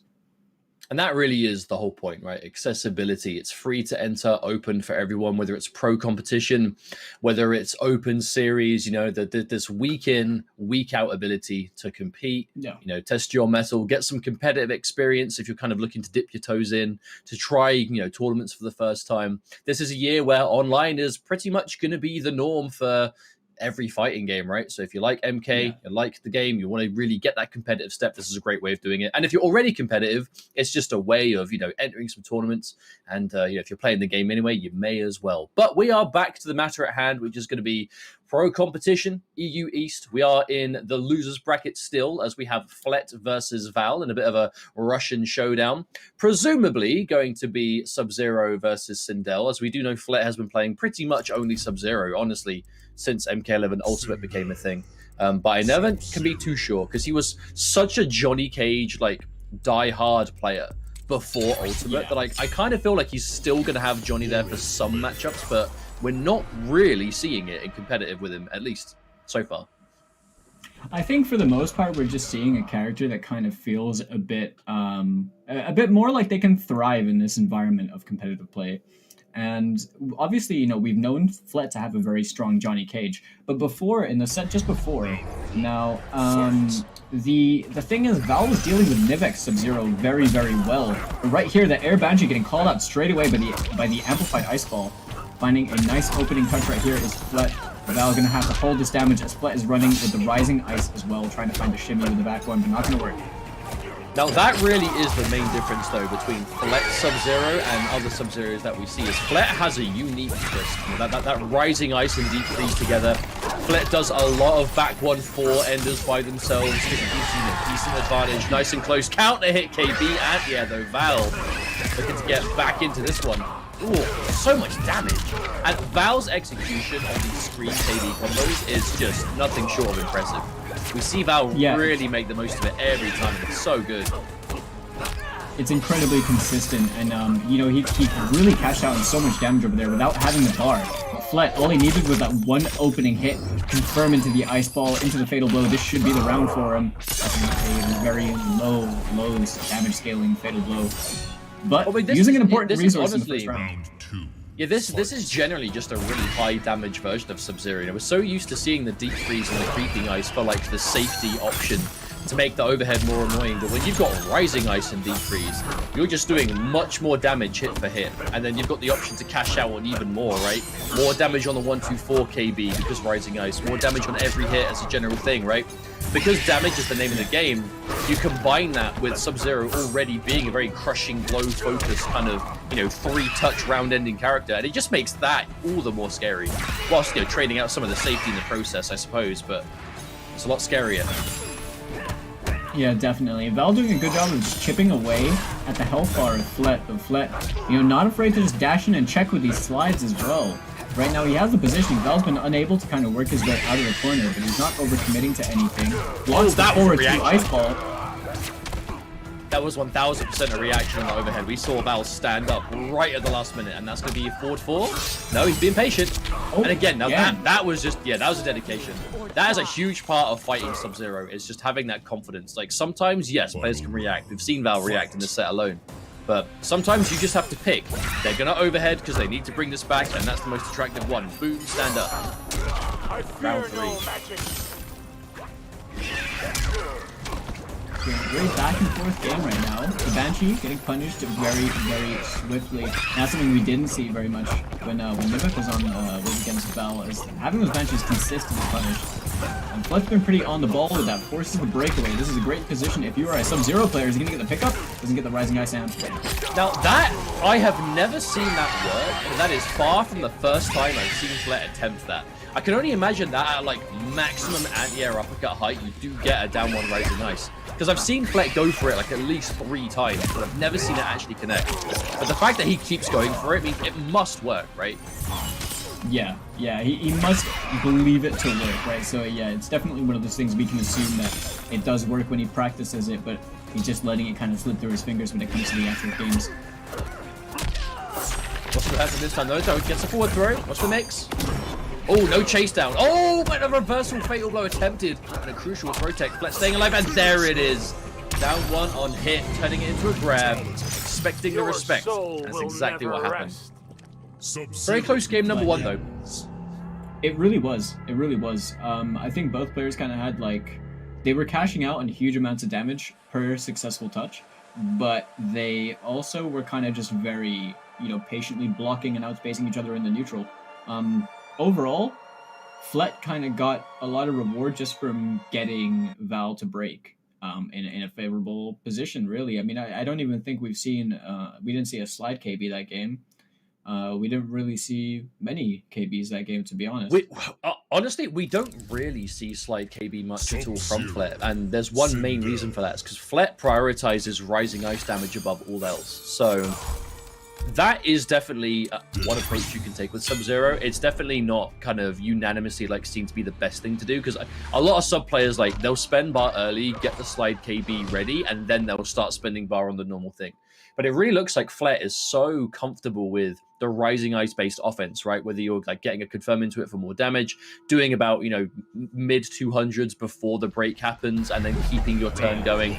It's almost like Flet would rather just keep making that a threat and forego the slide KB for it. But that does mean you lose that kind of I suppose, instant trump card that is the low slide KB, because of how much damage it can do and the threat of it as a punish or in the neutral or something like that.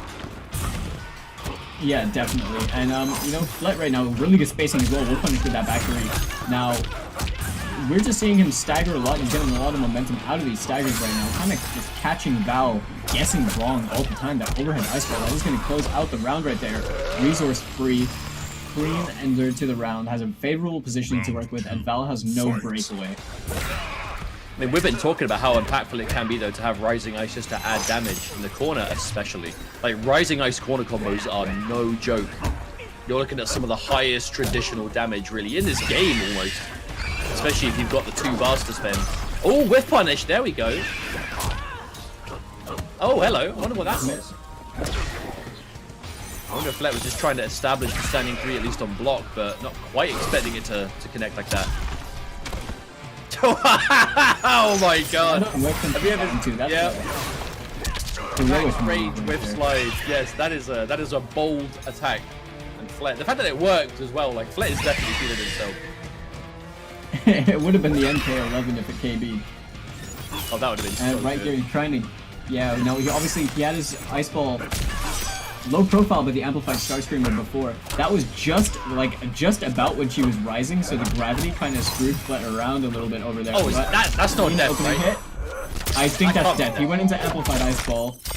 Surely. Oh no, it is. Oh my goodness. Oh my god. Amp ice, you are right. Amplified ice adding just enough damage to make sure that confirms. And that is the Sub-Zero effect. And the stage fail? Okay. We're taking a dip. classic Deadpool way to go out. Now this is great. It's something we often don't see a lot is stage fatalities in competitive play. People tend to use fatalities in general. Fatalities. Yeah, I feel like usually people like to close out a set with a fatal or a friendship, depending on who the player is. But stage fatals are often quite underappreciated. They've actually added quite a lot of them in the last patch, the aftermath. Yeah, but this, like, adding a few, but there already weren't many. I think stage fatalities are definitely going back to the kind of like classic way where it's like a couple of stages maybe will have one. Yeah, but a very cool addition nonetheless. But right there, you know, we did see from Flair, we were talking about how doesn't tend to favor the slide KB, kind of plays his own game. It's not really about what's super optimal, it's about what works for you. And I feel like Flair is a really good example of that with Sub-Zero. Because Sub-Zero, there's no avoiding it, a very, very popular character now in MK11. You know, there's a lot of people that are playing sub that maybe weren't before. A lot of people that kind of, you know, dabbled or had like a pocket sub are now playing a lot more sub now. Like, he's definitely a character that has for sure gotten better with the addition of customs. But that doesn't mean you have to go with what everyone else is doing. Yeah, I know this. Flet isn't the only sub I've seen with this variation, but he's definitely the one that I've seen the most with it. And, I mean, it works for him, right? And the way he uses these both together, we're seeing both Deep Freeze and Rising Ice. They do have, I mean, look at that, 250 damage, point blank, and you're not having to worry about breakaways getting you killed. Like, it's really a sensible way of playing this variation that Flet does. Yeah, you know, these are very interesting points because I'm starting to see a lot more perspective. So the 4-2-1 going to catch the haircut as well, being used by Vel. A bit of a switch up right there is going to be a lot. Oh, of course. That's something I don't see very much. Is the standing 4 into low star screamer? That's yeah, that's a first time. Always reminds me of Kong Jin and MKX. Those like standing 3 and the low chakram. Yeah, oh goodness. It's almost the same kind of thing. Now, one thing we're going to see here though from Val. Val now going for the haircut. The big difference here is hit for hit, Val is going to start trading damage a bit better. Beforehand, Val was really reliant on the air Banshee to get any substantial damage, really. But now, haircut, I mean, one of the low-key, higher damaging launches in the game. And against Sub-Zero, you've got a character that has to take, or, you know, is taking risks the way that Flet is playing. If you block something, you need to be able to take as much damage away as possible. And that's what haircut is good for. As Val is looking like quite a reliable game here. Oh, hang on a minute, Deep Freeze, I mean, this is still Sub-Zero. One bar, yeah, then the breakaway. Oh, the meaty! But yeah, that meaty working out wonders. Unfortunate combo drop right there for Flet, and Val gets an important game on the board for himself as we are in losers. But yeah, that seemed like a significant difference, and I was honestly, I think Val didn't have much to worry about. The moment he hit the Star Screamer and it kind of traded a little bit of damage when the Ice Ball connected, was really like Sub would still have to work a lot more to try and close out that round than Val would have had to anyway. Spending the breaker was kind of just a safe measure. I mean, better to break early when there's a lot more health to come back than, like, not accepting it. And then, because this is still Sub-Zero. Sub-Zero still does have a decent amount of, like, unbreakable damage to finish you off. So you don't want to kind of avoiding that situation as much as possible. Yeah, Val did get a game here. That was quite a good game as well, though. Flet, unfortunately, with the drop at the end, but still doing all right for himself in the set. He's still in the lead, but for how long? But yeah, honestly, Flet had been playing that very well. I liked the option kind of just to take out the Air Banshee because he realized that, you know, Val realized that he was just getting split punished for them. And throwing him out there wasn't really getting him much success. Low Star Screamer haircut is a very solid variation choice. Low dive choice in general for Val. Back to opening hit right there. Didn't want to overcommit to anything just in case there was a breaker.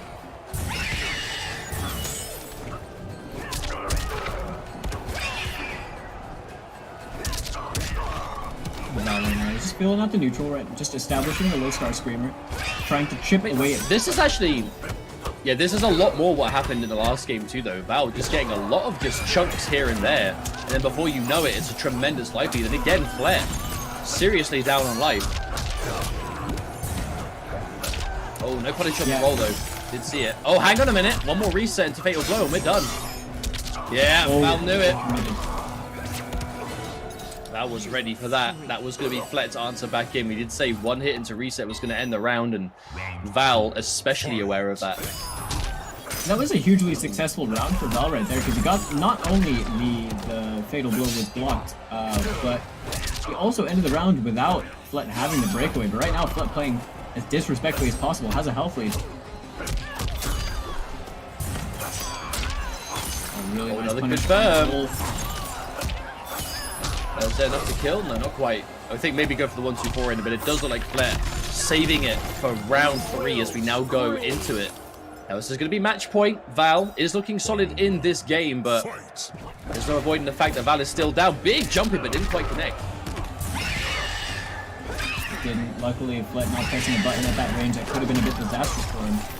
But the punish straight away on the amplified screen. Val trying to get as much damage on the table as he can right now. He has a bit of a health lead and is running away with it.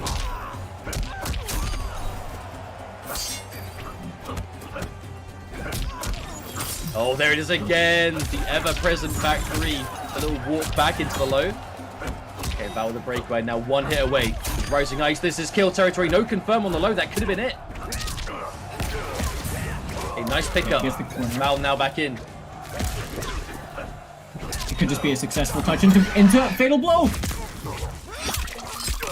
As I say, really crucial. Tried to break.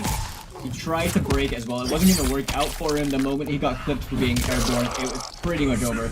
Nice confirm from Val right there as he ties things up 2 games apiece.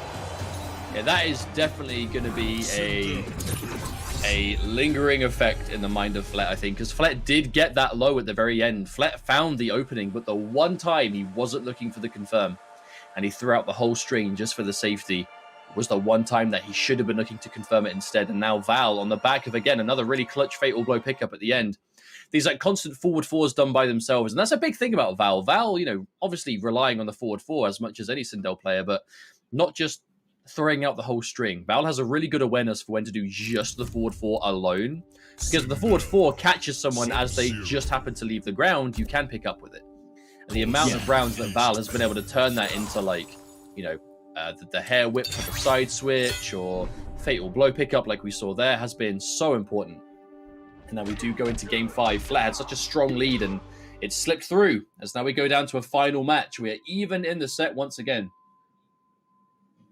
Yeah, you know, it's a very scary thing to be. I feel like the jump was definitely like the wrong call in the end of that round because of the ever-looming threat of the forward 4 and just kind of what you can do of it. But back-to-back games right here as Val started off with that back 2 with success.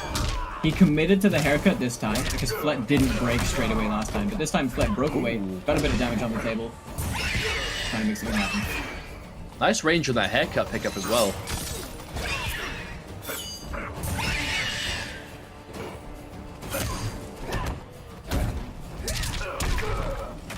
Again, Val, a solid lead. Yeah, he's just on the offensive right now, and he's making Flet just kind of, it seems like Flet's a bit more hesitant to play his game now. Alright, punish on the amplified screen right there. He's gonna get checked, and he does get opened up by the forward 4, I guess wrong a little bit. Trying to find something happen with the corner. Nice whip punish. Okay. Oh, an early reset, but no confirm again. Flet really trying to keep things tricky, but one hit too many as Val's able to find it. And this swap to this variation with the haircut, Val really has been making such a difference here. The damage. Alright, the jump kick couldn't get much off of it, trying to establish something with the forward 4. And Flet challenging. I like the down 3 challenge as well.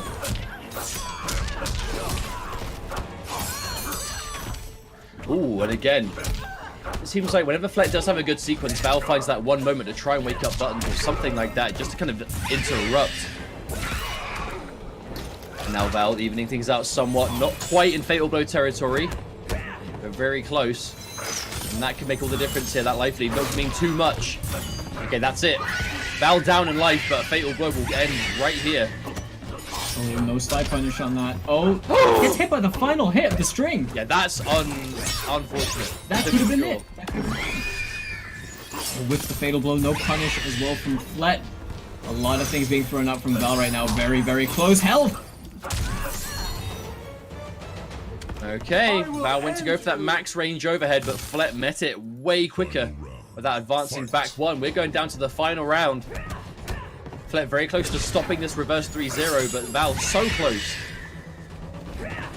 Flet's been doing a very good job of not getting clipped by that amplified Scream KB as well.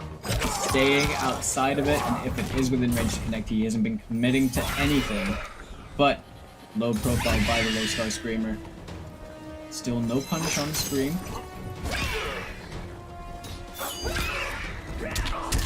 Another good low. Ooh, max range. Val really just chipping away at Flet right now, making it really difficult for him to make a comeback, but this is Sub-Zero, and we all know what he does. Fatal blow in play. I mean, I do want to say this is a big leap for Val. Tries to whiff punish with a Scream. Didn't quite get it in time, though.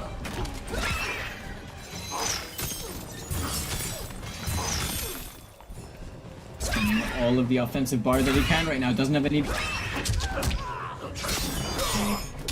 Yeah, one too many. I honestly, I feel like Val was looking for that overhead the whole time. The amount of like individual lows that Val was able to just get hit by and Flet wasn't connecting for, I almost feel like that was just data that Val was able to use to be like, he's looking for the overhead. He is trying to condition the stand block.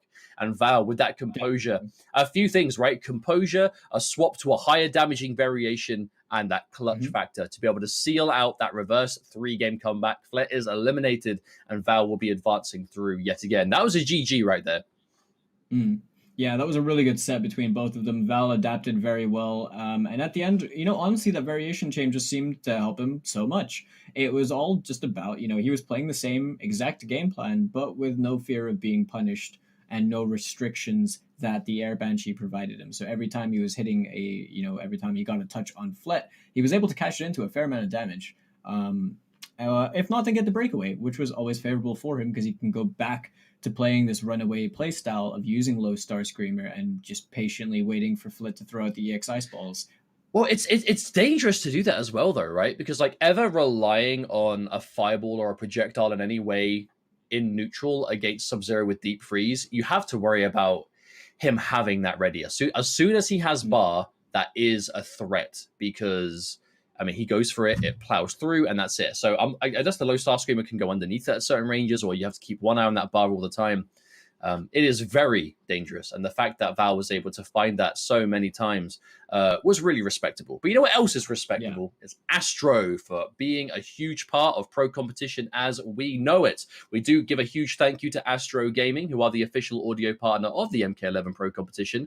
All of our audio is powered by Astro for the entirety of the season. You can visit astrogaming.com to find more information on all of their officially licensed PlayStation audio products, which are all available now. And as you can see on the slide right here, you know, these really are some of the continuing headsets that we've had on the Pro Competition, even last year as well. You know, so we do thank you, Astro, for their extended support. But that does mean that we are now moving on to our next match. But it's been a good day so far. You know, this is the first half of the day, but Europe East, you know, it's never a disappointment. It's always really impressive to see because, you know, this part of Europe, right, the Russia, CIS, you know, Greek as well, they definitely are some key territories for MK in this part of the world. It's really nice to see these kind of opportunities continue to happen, so we can see these players, you know, really show what they can do.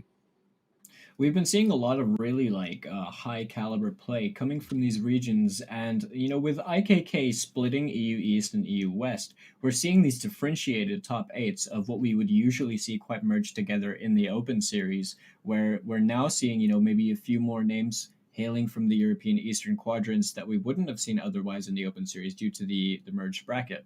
So for that reason, it's cool to see people, you know, like Val over here, Blood Eyes as well, you know, returning faces that we've seen so much, but with their own bracket in this sense. Whereas we have, you know, the other side of the coin, a different level of competition with Europe West, which will come around later. But the CIS region and the, you know, everywhere around, you know, the Turkish players as well have got solid players. The Greek players have an excellently strong scene that we've been seeing over the course of years within the NRS community. You know, shout outs to all those guys as well. But, you know, overall, I think there are still some people that we haven't seen over here. You know, we're not seeing other players like, you know, the Dubasic, the Arn Kratos, the other households kind of CIS Russian player names that we've seen quite time and time again. Now, speaking of which, our next two players are Mercer and Blood Eyes. Definitely a matchup that I'm excited to see. Blood Eyes is I honestly think one of the best Frost players that we've ever seen in MK11. Just really consistent with this character, you know, really kind of always looking to push things out. I'm seeing a new variation from Blood Eyes today that I haven't seen him play before. You know, in the August shot, the the air dive bomb, and then the glacial calving we saw, just that kind of anti-projectile, kind of like neutral game.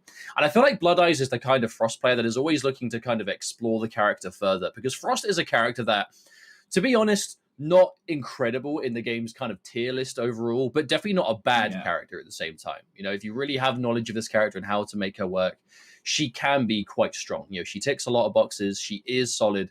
But you do have to be willing to put in the work. And Blood Eyes has been doing that in spades from the start all the way up to now. But he is going to be against Scorpion here. And Scorpion, a character that will shut down the projectile element of Frost. We've seen Mercer play this matchup before. Very competent in flawless blocking the Auger, amplifiers, and everything in between. But at the same time, you know, Blood Eyes is going to be aware of how to play around that. So I expect quite a good set here, honestly. Now, something I want to point out is that, now this might be controversial depending on opinion. Now, I think this variation of Frost, and rather Frost in her entirety, is quite an honest character. So, in this sense, you know, we're seeing Hellpour Cancel and Sinblade from Mercer. Pretty much, he loves using the Sinblade anyway, and the Hellpour Cancel is very much a Mercer tool. The Blood Eyes, he plays a very like patient spacing game. He likes to explore with the natural spacing and a lot of Frost's options. And I really like what he brings to the table with her. The tick grab from the back one in the corner. I will say though, you know, speaking of variations, we're seeing Mercer with the traditional Sinblade, kind of neutral jump teleport cancel, but Blood Eyes, we're seeing again the Auger shot, the dive bomb in the air, but the overhead pickaxe. Now, I haven't seen a single Frost player use this move since custom became a thing, but I like the idea because Frost does have, you know, strong low options off that standing 3, and that kind of built-in overhead with a massive advantage on hit. I like the idea here. Oh, Mercer with the reversal fatal blow though. That's not going to kill, but this is going to get down to a few percent at most. Definitely going to send a little bit of a message right there, but still, this round rather, is still within Blood Eye's grasp. Just going to depend on how he does it, but a block on the overhead right there. I'm not sure what the decision making was. Maybe just trying to call him out, or maybe trying to poke the stagger, a potential stagger. Yeah, I could only imagine that's what he was looking for, because the end of the string, there's no mix-up there, it's just mid again. Yeah, there's no forward spot gap, so probably just looking for Mercer to press, because Mercer can be quite down one happy when he wants to be. But at the same time, you know, unsafe is unsafe. Yeah, definitely a good tech off that throw as well. Mercer trying to utilize those plus frames, gets clipped by the down one into the spin. Blood Eyes now has the corner positioning, uses the plus frames to try and establish something, and using these augers. I love the way he's using these down fours as well to check these Hellpour cancels and establish some advantage off of them, just denying anything from Mercer. Oh, and that was a read upon a read. That was a beautiful sequence there from Mercer. The forward 4 spear to blow up the forward spot timing, and the instant breakaway. Beaten out by the armor break. Not every day you get the chance to see that. And the thing is, it was such a good call out because he hadn't even used forward 2 into the great confirm as well from Blood Eyes. That is pretty much going to secure the round. I don't think it was. That's more not enough damage. That is 100% going to be it. But yeah, Mercer hadn't used forward 2 once. It hadn't been flawless blocked once, but he knew instantly the first time he would try and use it, Blood Eyes is capable, and, you know, a competent player enough to flawless block or bristle it. So he called it out straight away on the first try. Well, it's that kind of the layers of flawless block, right? Like, flawless block is such an important factor, but there are definitely players that are prone to doing more flawless blocks than others. And we know Blood Eye is definitely a flawless block happy player. So if you are looking at those anti-flawless block reads, then, you know, they're going to work. But there it is again. Blood Eyes has been on the money with that all day. So consistent with finding those uppercut crushing blows. Alright. Gets the down one trade over there, trying to establish it, confirming it. Gets the Ice Quake low in the corner, using the Auger to keep himself safe. But Jimmy right there. Hit. There is no breakaway for Mercer right now. He's going to get it only now. Blood Eyes might be ready for it. Not quite. Escape failed though. This is going to be a tough comeback, but that grab KB will definitely help out. Okay, there it is. Spend it. Yeah, no doubt. And both players haven't got fatal blow either. This is definitely be a pretty honest end of round. Yeah, no amplify either. Oh, but the big jump read, Blood Eyes. Now, we definitely could have a very competitive set on our hands here. You're seeing so much knowledge, and again, I think that kind of goes with both these players. They are quite savvy in the open series. Blood Eyes has made it, a handful of times, but is there, a lot of weeks trying to make it. Mercer definitely have been in the top 8 itself a bit more. But I feel like it's kind of hard to talk about EU East without mentioning Open Series, because I feel like out of all the regions in the world that have thoroughly embraced Open Series more than anyone else, it kind of is this kind of CIS, Eastern European part of the world. So players like Mercer have been able to get that kind of almost weekly experience, that weekly practice at playing competitively, playing in tournaments, keeping that clutch. So I'm not at all surprised to see Mercer really having it in him here, but Blood Ice taking that first game quite narrowly. Yeah, but Mercer's obviously got the Open Series experience. Blood Eyes is a player, so both these players, I'm not aware if they had played previous Mortal Kombat titles, but they're both exceptional players, and they play a lot in this online environment. They do have a lot of experience when it comes down to it, and like you mentioned before, they I would say they're quite innovators of their own individual style of their characters. Ooh. No, for sure. And these are two players that have been real day one mains of both of their picks here. And we're seeing that here, even though right there, we saw Mercer start the match off with another forward 4-2 and an instant force block from Blood Eyes. So Blood Eyes clearly looking for it. Yeah, there it is, right? You want to try and flawless block? Here's that trap. Forward 4 spear. It looks so dangerous because it is, but that's the read. And now comes that further mind game about, Blood Eyes now being able to adapt to that. But cashes out nicely, 20% in the corner. That was pretty cool. Confirm. Teleport gonna blow him up. Mercer cashing out a nice bit of damage right here. As a health lead too.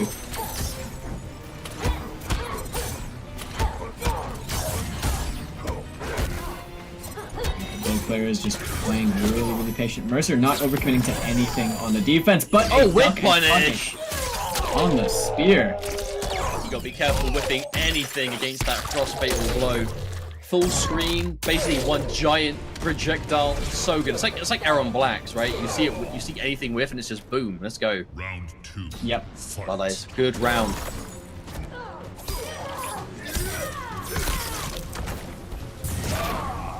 All right. Now that's a very far-reaching up 3. I think something a lot of people often forget about Frost. But using it very nicely. A throw tech as well on that helport cancel. Blood Eyes just seeming to kind of just be currently just one step ahead right now from Mercer. Mercer trying to fight his way through. Oh, now that was one of those punishable dive bombs. And that's the general rule of thumb. If Frost's dive bomb connects with your body on the way down, it's punishable. But if she slides it at you by missing you, then it'll be safe. I love the speed in which Blood Eyes is playing this match, though. I feel like he really has just forced Mercer to slow down. Mercer normally a player that really thrives on being able to be quick, but just hasn't been able to. Good flawless block. Not letting Mercer get away with any shenanigans at all, but Mercer getting an escape failed badge for himself. Gonna have that throw KB. Good resource to have when trying to make this comeback. Throw crushing blow and fatal blow as well. Like, that is the ultimate pair. He's a throw will hurt, button will hurt, but a big jump in. Is that enough to kill? Amplify? I think it is. Just enough. Blood Eyes managed to find just a straight up jumping punch there. Wow, Blood Eyes. Of all the things to find to seal that one out, definitely the last thing I think Mercer was expecting is just a normal jump in. But Blood Eyes was ready. Blood Eyes was ready to confirm it instantly. As much damage as possible, spending both bars just to squeeze out as much damage as possible there. Blood Eyes, I will be honest, looking really good today.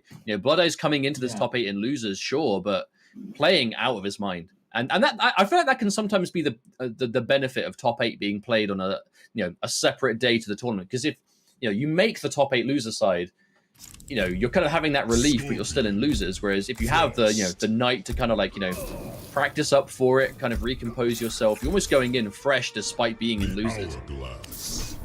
Yeah, definitely. It's good because it allows you the breathing time, the labbing time, but you also get to know your opponents, who it is that you're going to be fighting against, which ways the brackets could go depending on if you win or lose. And I guess it helps you be more prepared. And in this case, Mercer has more footage to look at than Blood Eyes does. So if Blood Eyes was prepared for this, or prepared for all of potential opponents that he would be facing, then I think it's showing. Because Mercer right now seems to be struggling with the general approach. He just doesn't know how to really approach Blood Eyes and get anything substantial going right now. Well, I almost feel like Frost could be a bit like the noob Cybot approach, where she very much can, like, when she has the lead, she can be somewhat of a brick wall. You know, safe buttons, decent range. Like, if you think about it, her massive problem, like her biggest issue in the game, oh, big punish. Her biggest problem is her mobility is no good. Like, her forward movement, not amazing. Her forward movement with buttons, very dedicating and very whiff punishable. But if she has the life lead and the movement isn't a problem because she doesn't need to go to you and you have to go to her, she has decent buttons for forcing that, right? The down forward, kind of keep your arms reach, safe back one. Well, hello. However, escape failed. Mercer taking quite a strong round one there.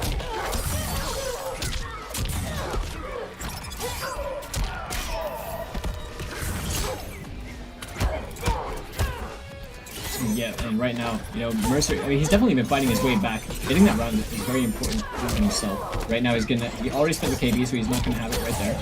But Blood Eyes finding an all-important opening hit in the corner right now. It gets a nice chunk of damage at 28%. Right now, okay, just establishing all the pressure. Mercer getting his way out of the corner, not overcommitting to anything as Blood Eyes though. Mercer right now in a great position, has a nice health lead to work with. And a 4-3 confirmed straight away into that teleport. Ending of the string as Mercer closes this one out, keeping himself in this one. Now that was a total turnaround there from Mercer, like a complete change of pace as we see Mercer continue to be able to adapt on the fly. You know, we know he is no stranger to these events. He's down 2-0, sure, it was quite a convincing 2-0. But looking good. Looking good for bringing this back, hopefully. A very peculiar matchup for him. But looking all right. Mercer definitely knows a thing or two about Scorpion and these kind of situations, right? When you are backed against the wall and you are looking kind of rough around the edges to kind of tighten things up in the middle of the set. And that's what we're seeing there in that game, I think. That was much more Mercer being able to play his game.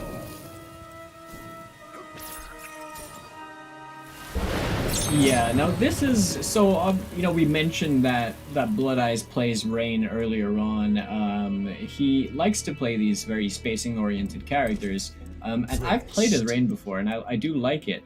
But, opting to not rock with the Rain, I don't actually think the character switch is really needed from my perspective. Generally speaking, because Blood Eyes has been playing fantastically with Frost thus far, I think just because Mercer's had, like, a moment of success in the set shouldn't really make you doubt the character pick that you had that's been, winning you the set so far up until now. Round 1, fight. But as we approach this game over here, Blood Eyes still on match point to potentially take this set and move on further throughout the losers bracket. The Icequake punish right there, just establishing all the pressure. Falls block from Mercer, not going to get much off of it though, but a lot of pressure right now. Just playing really, really patiently. Mercer going to have to win this one to tie things back up. He is down the extra game. And Blood Eyes is rocking a different Frost variation as well. Changing things up a little bit. Maybe Mercer going to have to adapt slightly to the changes. But still has the Icequake. Gets a punish this time. Didn't overcommit. He canceled the Hellport. Crossover kick. Mercer finding the opening hit. Spends the breakaway as Blood Eyes getting staggered into thrown right here. How's Mercer going to use the Oki?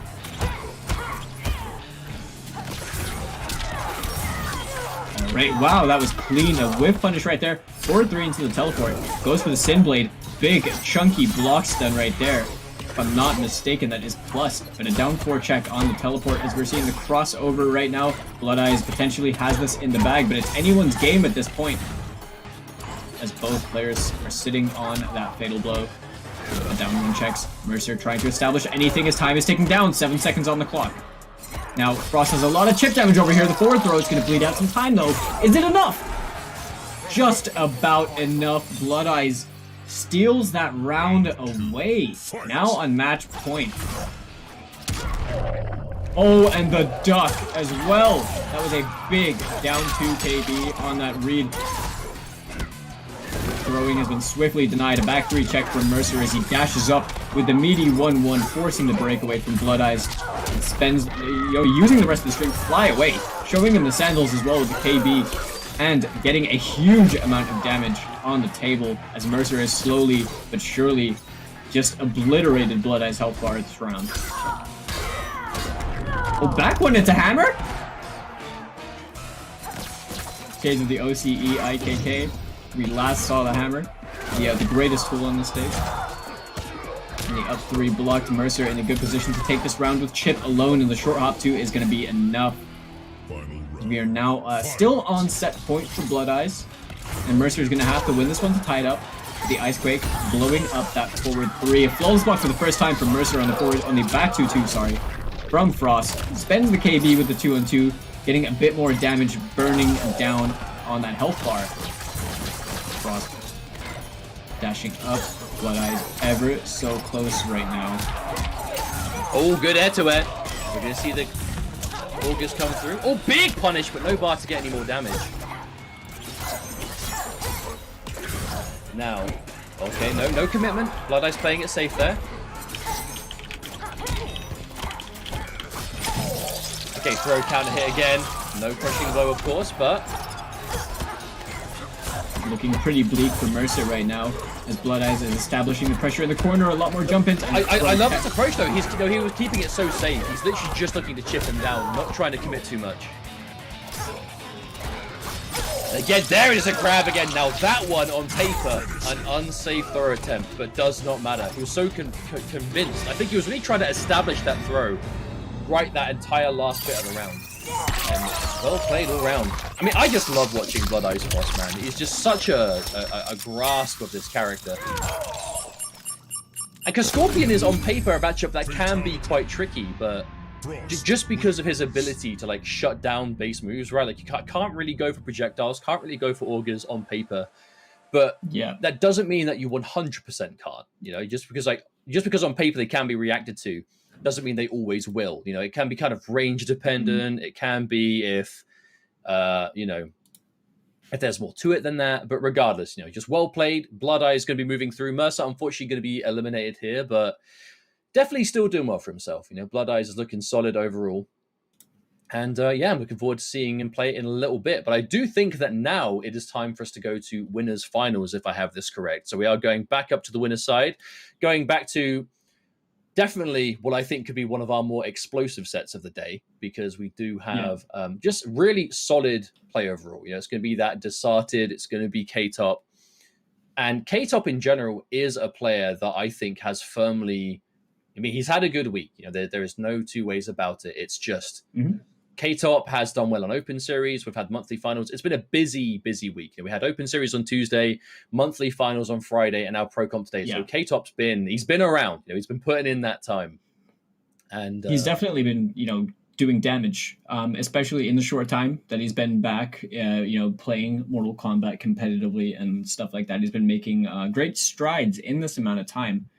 We saw an amazing set from him earlier on when he beat Mercer, but this is what I feel to be pretty much what you said earlier. It's going to be a very explosive winners finals because K-Top plays very aggressively, very fast paced, and all over the screen, just kind of applying loads of different methods of play. Whereas Desarted has quite a unique identified style of Shang, where it really, his loadout rewards the playstyle that he has. He's able to consistently jump kick OS.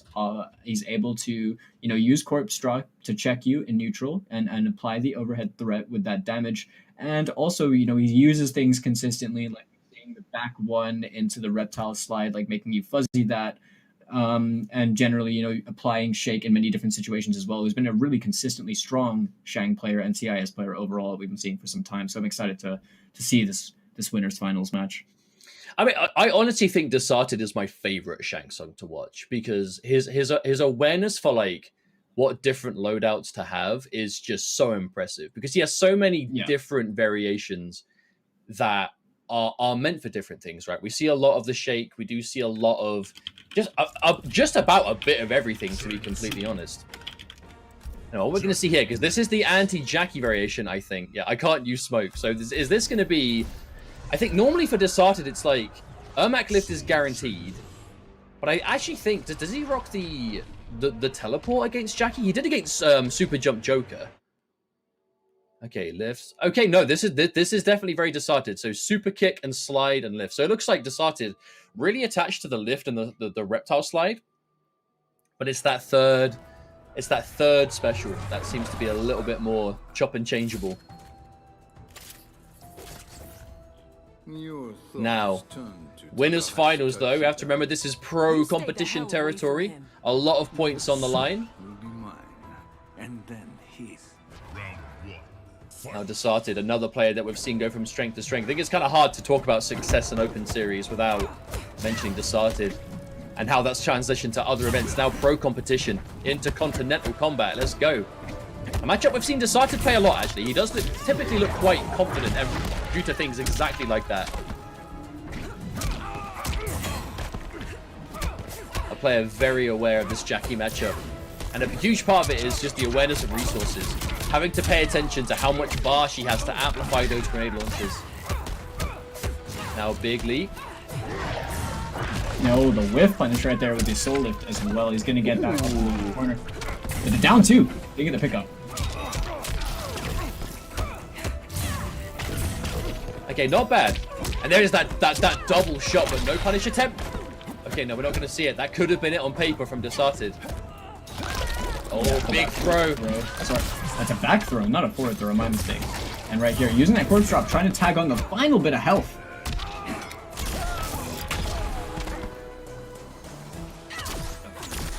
Oh, damn.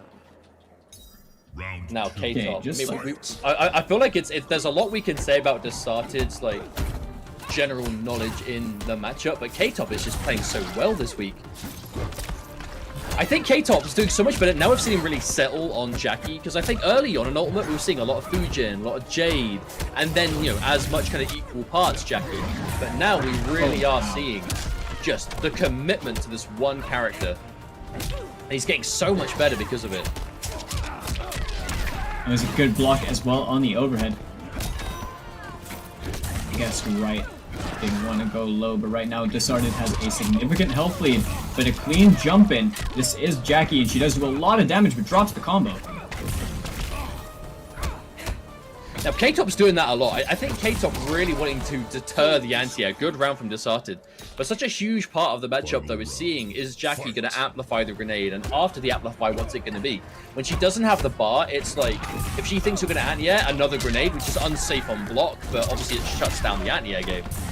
There's so much more layers to it than that.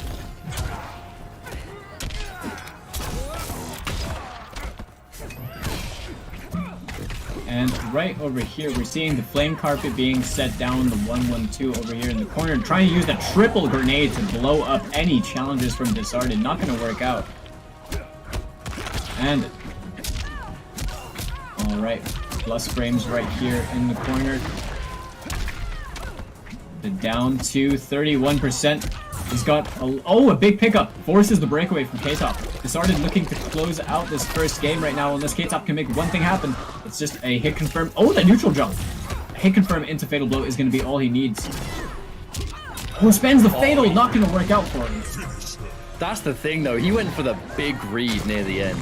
And he was so close to it. So close to it. But being able to get that brutal at the last minute anyway. Never get tired of seeing Desarted with this clutch factor always against Jackie, a character that I think that he doesn't like fighting. I think a lot of Shang Tsung players don't, but I think it's his own comfort with the Ermac lift combined, right? The down one anti cross up, the pickup. It's like, you know, 20%, 25% at least, whatever the case may be. That's good damage right there. I'm curious to know from a Shang Tsung player's perspective. You know, one day I hope to ask him specifically about this. Is about the leap, you know, being taken into consideration, about whether Soul Lift or Eruption is really like the preferred method of kind of like approaching the matchup. Because obviously we know Desarted doesn't really use Eruption. He's mainly a Force Lift user. But in this case, and in this specific matchup, is it something, you know, worth using Eruption for? It's something I personally don't know too well. I don't know if there's a preference or maybe one is favored over the other, but it's something to consider, I think.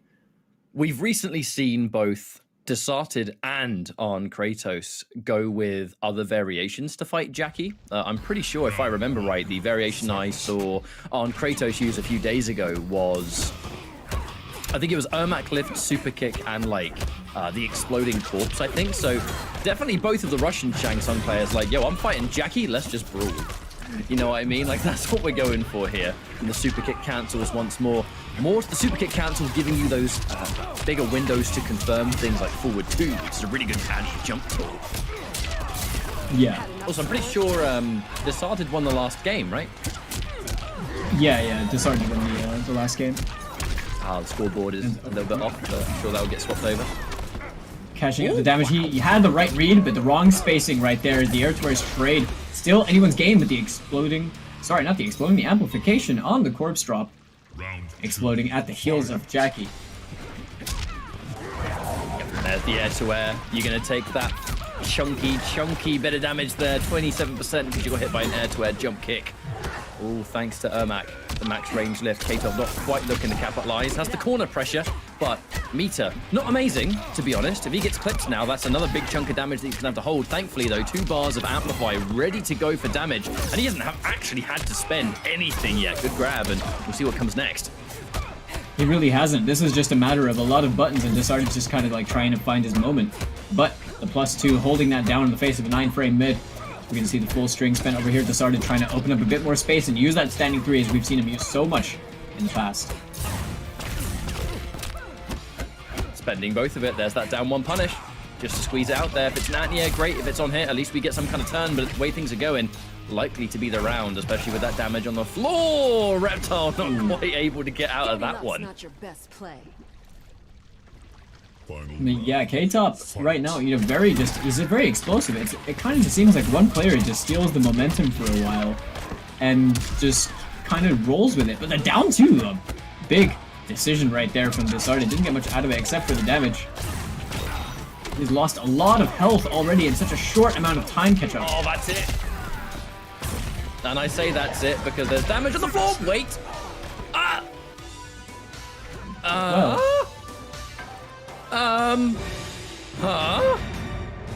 What happened there? Someone a slightly shimmy forward.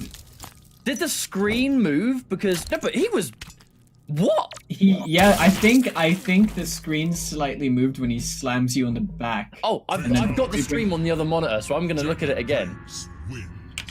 Oh, I know what happened now. I know what happened. Because it was the corner. Because of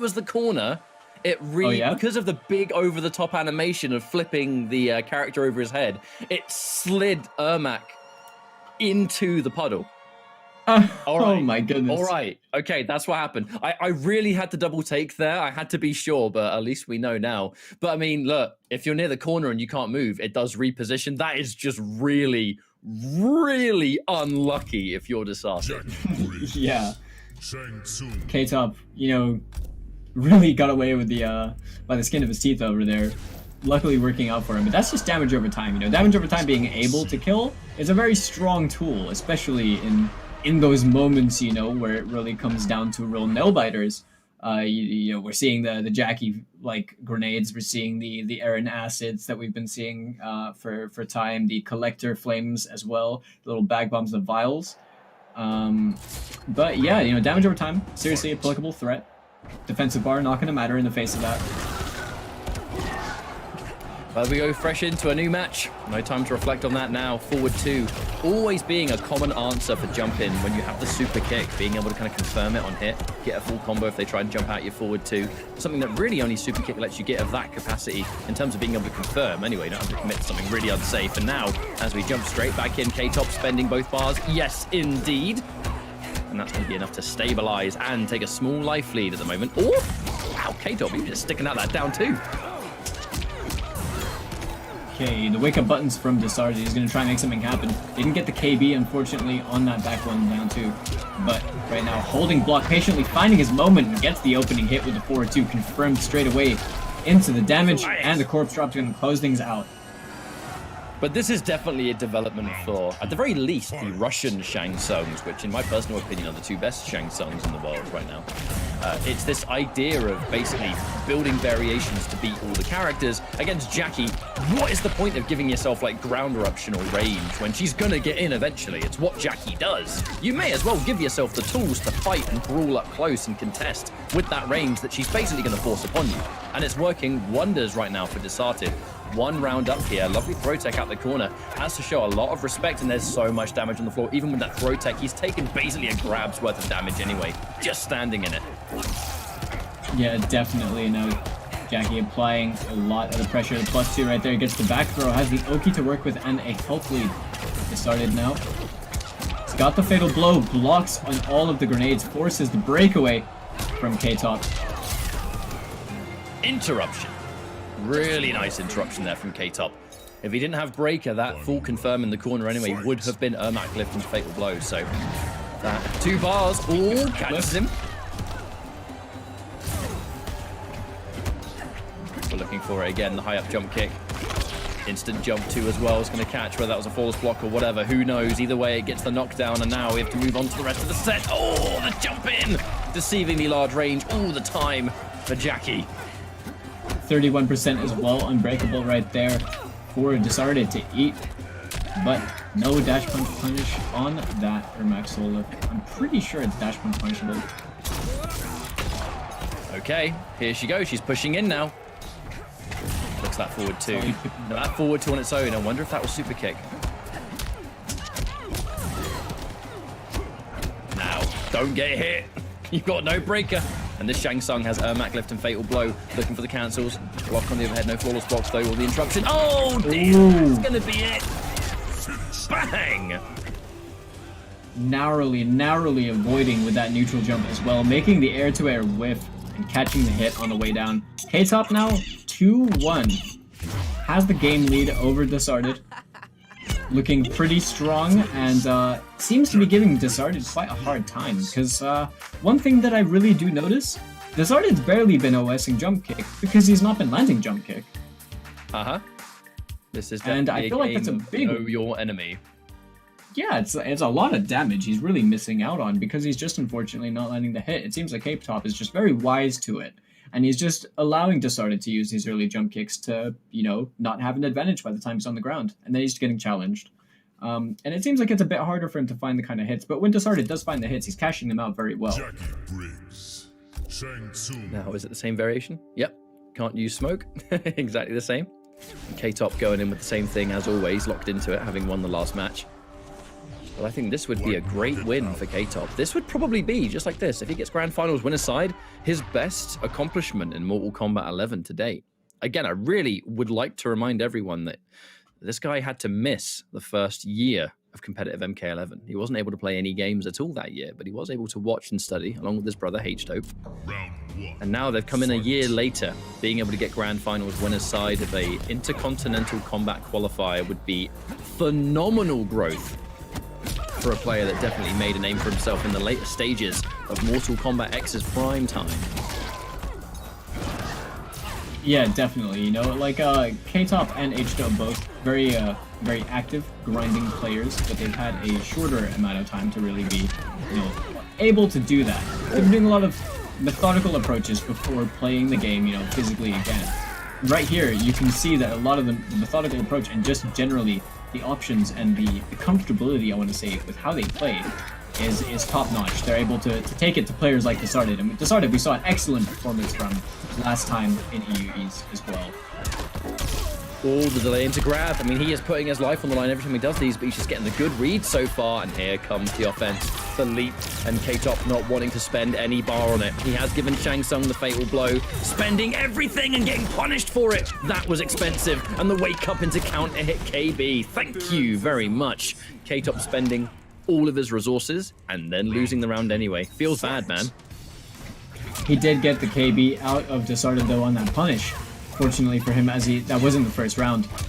You know, betted it all with the Hail Mary fatal blow. Didn't quite work out for him, but right now he's applying all the pressure he can.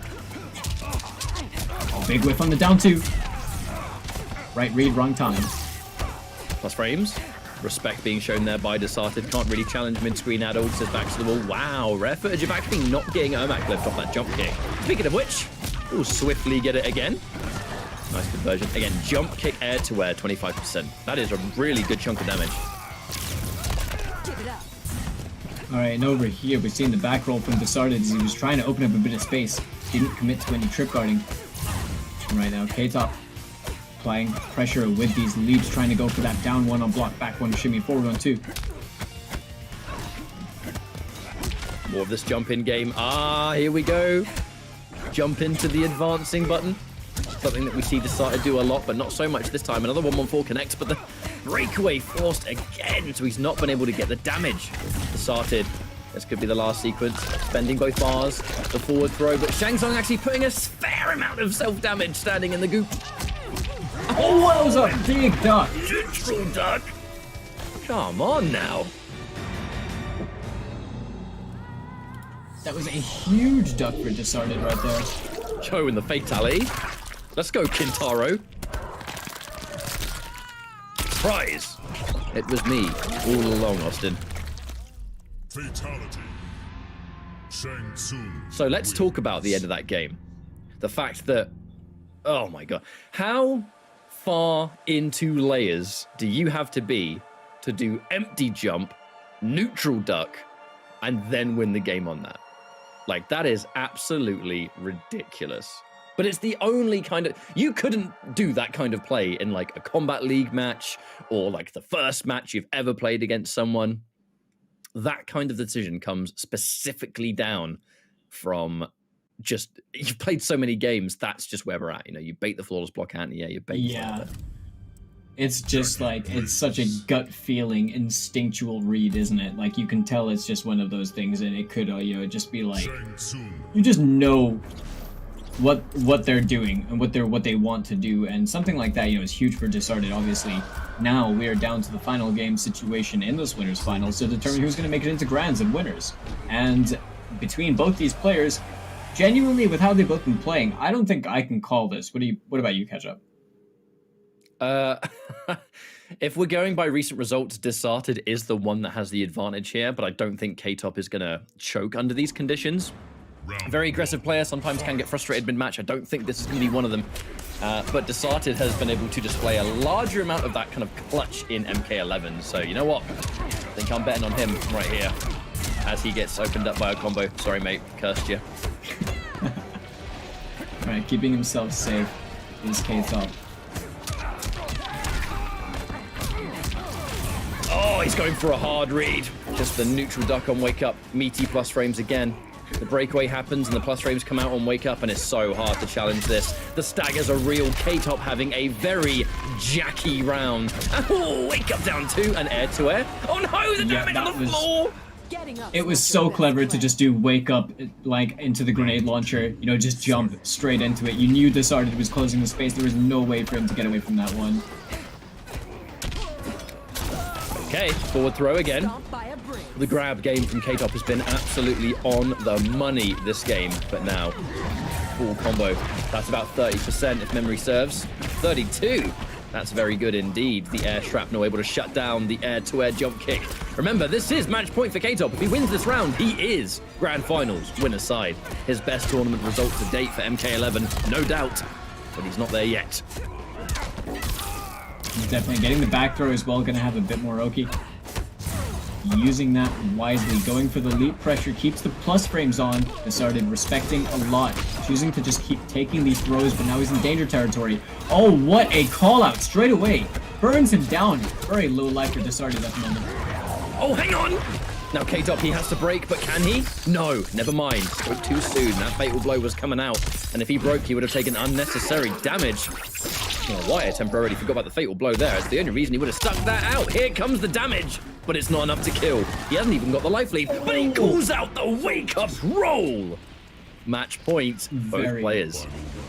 Very, very smart choice from Desarted right there. The roll was very antsy, got blown up by those skulls. And we're now down to the last round of this winners finals to determine who's going to make it into the grand finals on the winner's side. And right now, the air-to-air from K-Top is going to get it confirmed. Another catch. Can't quite finish it. The grab tech coming out from Desarted. Tech's normally being his magic number, but the escape failed. Tried to tech that one, but not right. Remember, tech and grab still a 50-50, especially mid-screen. Oh no, just whips down two. That was either unintentional or just a big risk. The failed buffer into the Ermac, and that was a fall apart round for Desarted. He tries to buffer the standing 3 into Ermac, and he's too close. Oh, the revenge fatality again. That's going to be K-Top moving into Grand Finals winner's side. Desarted lying in wait in the losers finals. And now for the next match, we'll find out who his opponent's going to be. Fatality. K-Top looking incredibly strong right now. Just seems to be this unstoppable force that is kind of just, you know, consistently been applying so much pressure to each one of these opponents that he's had to fight so far. I mean, albeit Mercer and Desarted both are two consistently placing, you know, open series players from the CIS region. We see a lot of very you know, unique playstyles and placements from Mercer. Desarted as well did incredibly well last time we were here with Europe East in the IKK, and has now just dropped into losers finals to face off against whoever that will be later down the line. But honestly, K-Top looking incredibly strong, showing off this Jackie variation that is oh so popular since the Ultimate patch. But I think it makes a lot of sense, though, and that we're starting to see the development of someone like K-Top, who I think has really started to dedicate to a lot more Jackie. It fits his style perfectly. If you are a rushdown player, you know, kind of look no further, really. You can't really go wrong picking her. And then, if need be, for specific matchups, he does have the Jade with the Delia's Dance, a bit more rushdown focused, actually, even with Jade, which I think was the Injustice 2 in him, really coming out, letting him expand his horizons of playstyle. But it opens up to now our top 4. Before we go into our top 4, though, I want to remind everyone what we're here for, and most importantly, why Presented by PS4 is right up there at the top of your streams. The PS4 tournaments is more than the Pro Competition. The Open Series exists as well. They go hand in hand, and the Open Series is weekly access to tournaments, experience, cash prizes every week, where you have 4 weeklies and then a monthly final at the end of the month. This is for EU and North America. Go to compete.playstation.com to find out your eligible regions. But the important thing is, like, PlayStation, they've been supporting the Mortal Kombat scene throughout the entirety of last year, fresh going into this year, with Open Series, with Pro Comp, Liga Latina, North America, Intercontinental, you name it. You're probably going to have some kind of tournament to play in through your PS4. So get involved. Losers semifinals now. Val, Blood Eyes, probably going to be Sindel versus Frost. Yeah, no, this is a very unique match, I think, that we're going to have approaching this, because both Val and Blood Eyes have shown consistently that they can adapt on the fly to their opponent, and they've beaten strong opponents to get to this point in the top 8. So I think that, you know, Val, we've seen win EU East before. We've seen his incredibly dominant Sindel do the work. Blood Eyes, on the other hand, we've seen more of an Open Series. We know that he's quite the dark horse player that we mentioned in the beginning of this top 8, hailing from Turkey, and having an incredibly strong Frost that he's been playing since the beginning of the game. And the way that he played against Mercer last we saw him on stream today was nothing short of, you know, solid gameplay and character expertise that you can see. But same can be said about both players as we approach this match to determine who's going to be advancing further into the top 8. Let us know who it is that you think is going to win.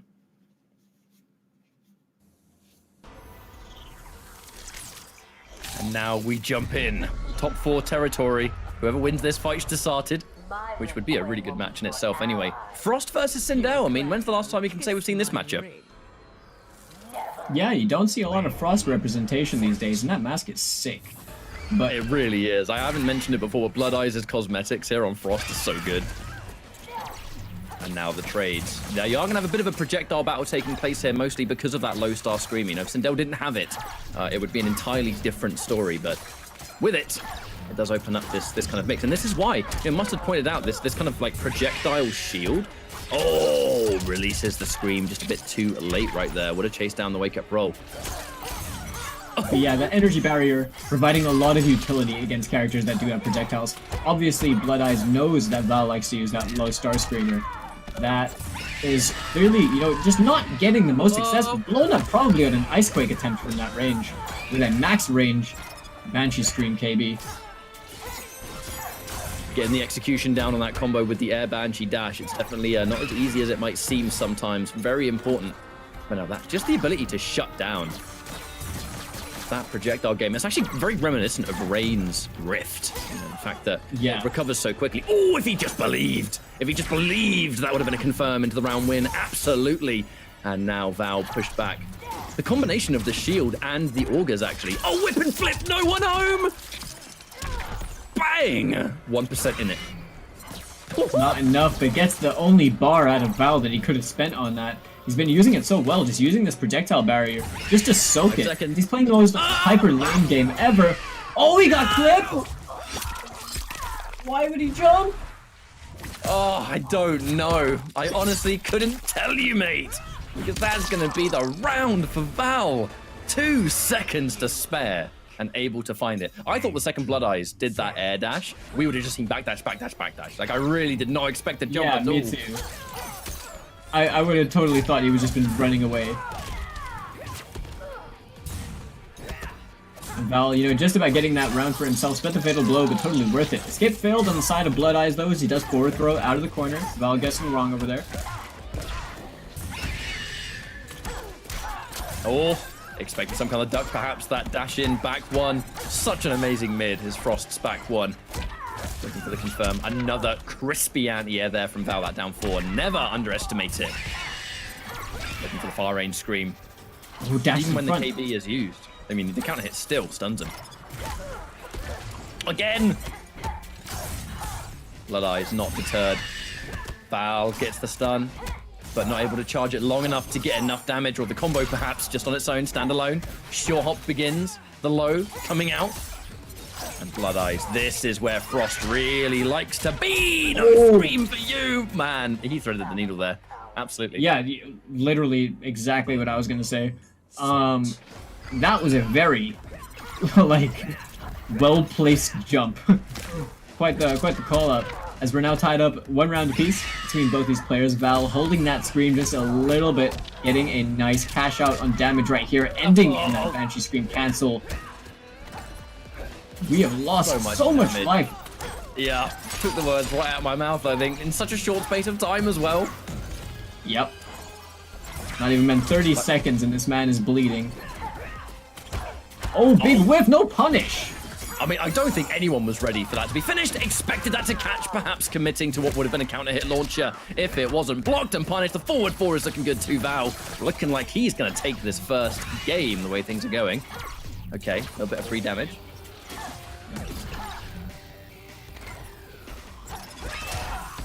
Oh! Ice Quake straight over the Star Screamer. Plus frames. A lot of people have been disrespecting those plus frames today. Oh, the lows!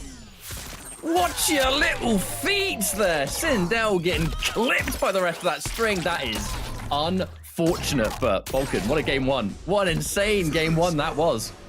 For the way that these rounds have ended, I feel like my heart rate shouldn't be, like, any lower than it's currently at. These, like, at the end over there, I'm seeing they're quite scrambly, but they almost feel like intelligent scrambles between both players.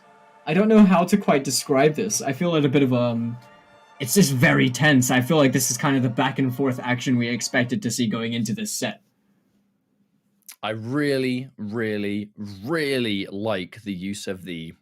I know Jake actually plays the character, so he knows the exact name of the move, but the shield, the projectile shield that Frost can create, it actually was the big thing that kept Blood Eyes in that matchup, because it shut down the Star Screamer in a position where a single Star Screamer would have taken him out of that game.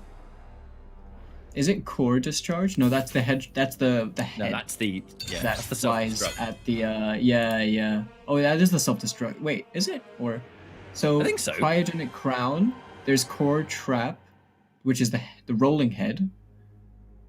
Glacier cow. All right, Val. Going back into the low. I believe that's it. Special forces. I would never have guessed that on my own. Absolutely. No way.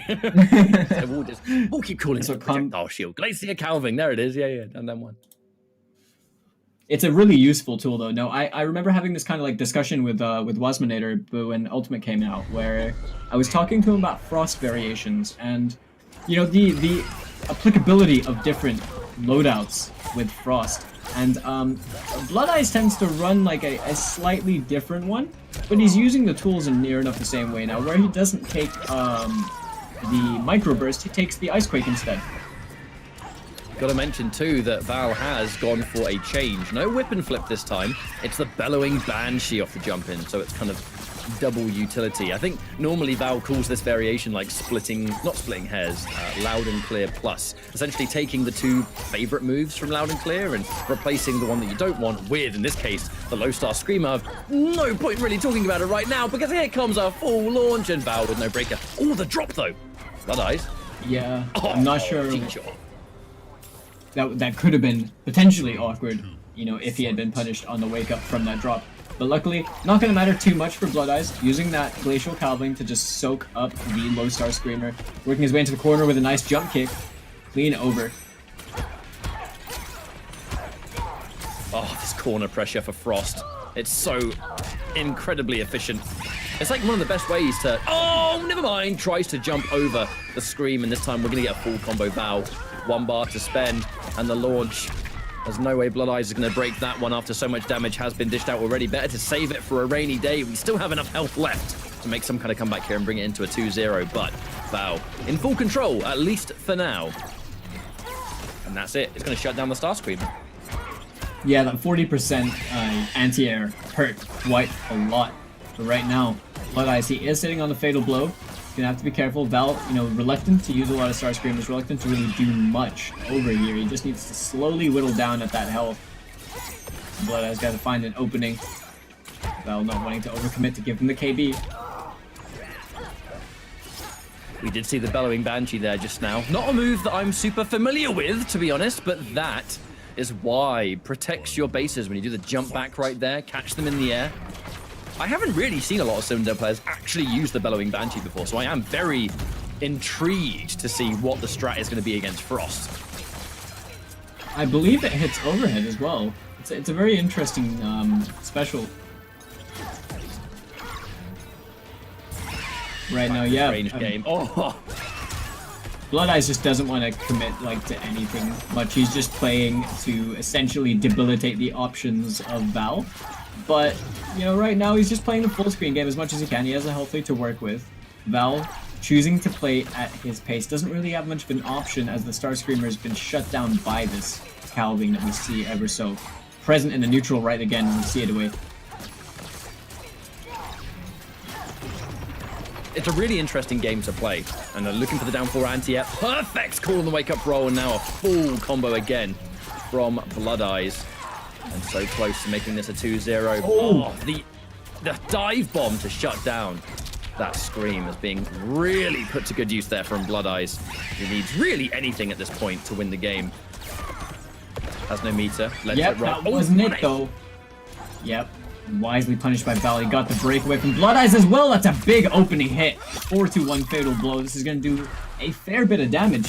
But still, this is Val's game to lose right now. He's going to have to still work on finding that opening hit if he wants to win this. Jumping grab. And again, though, 6 seconds on the clock.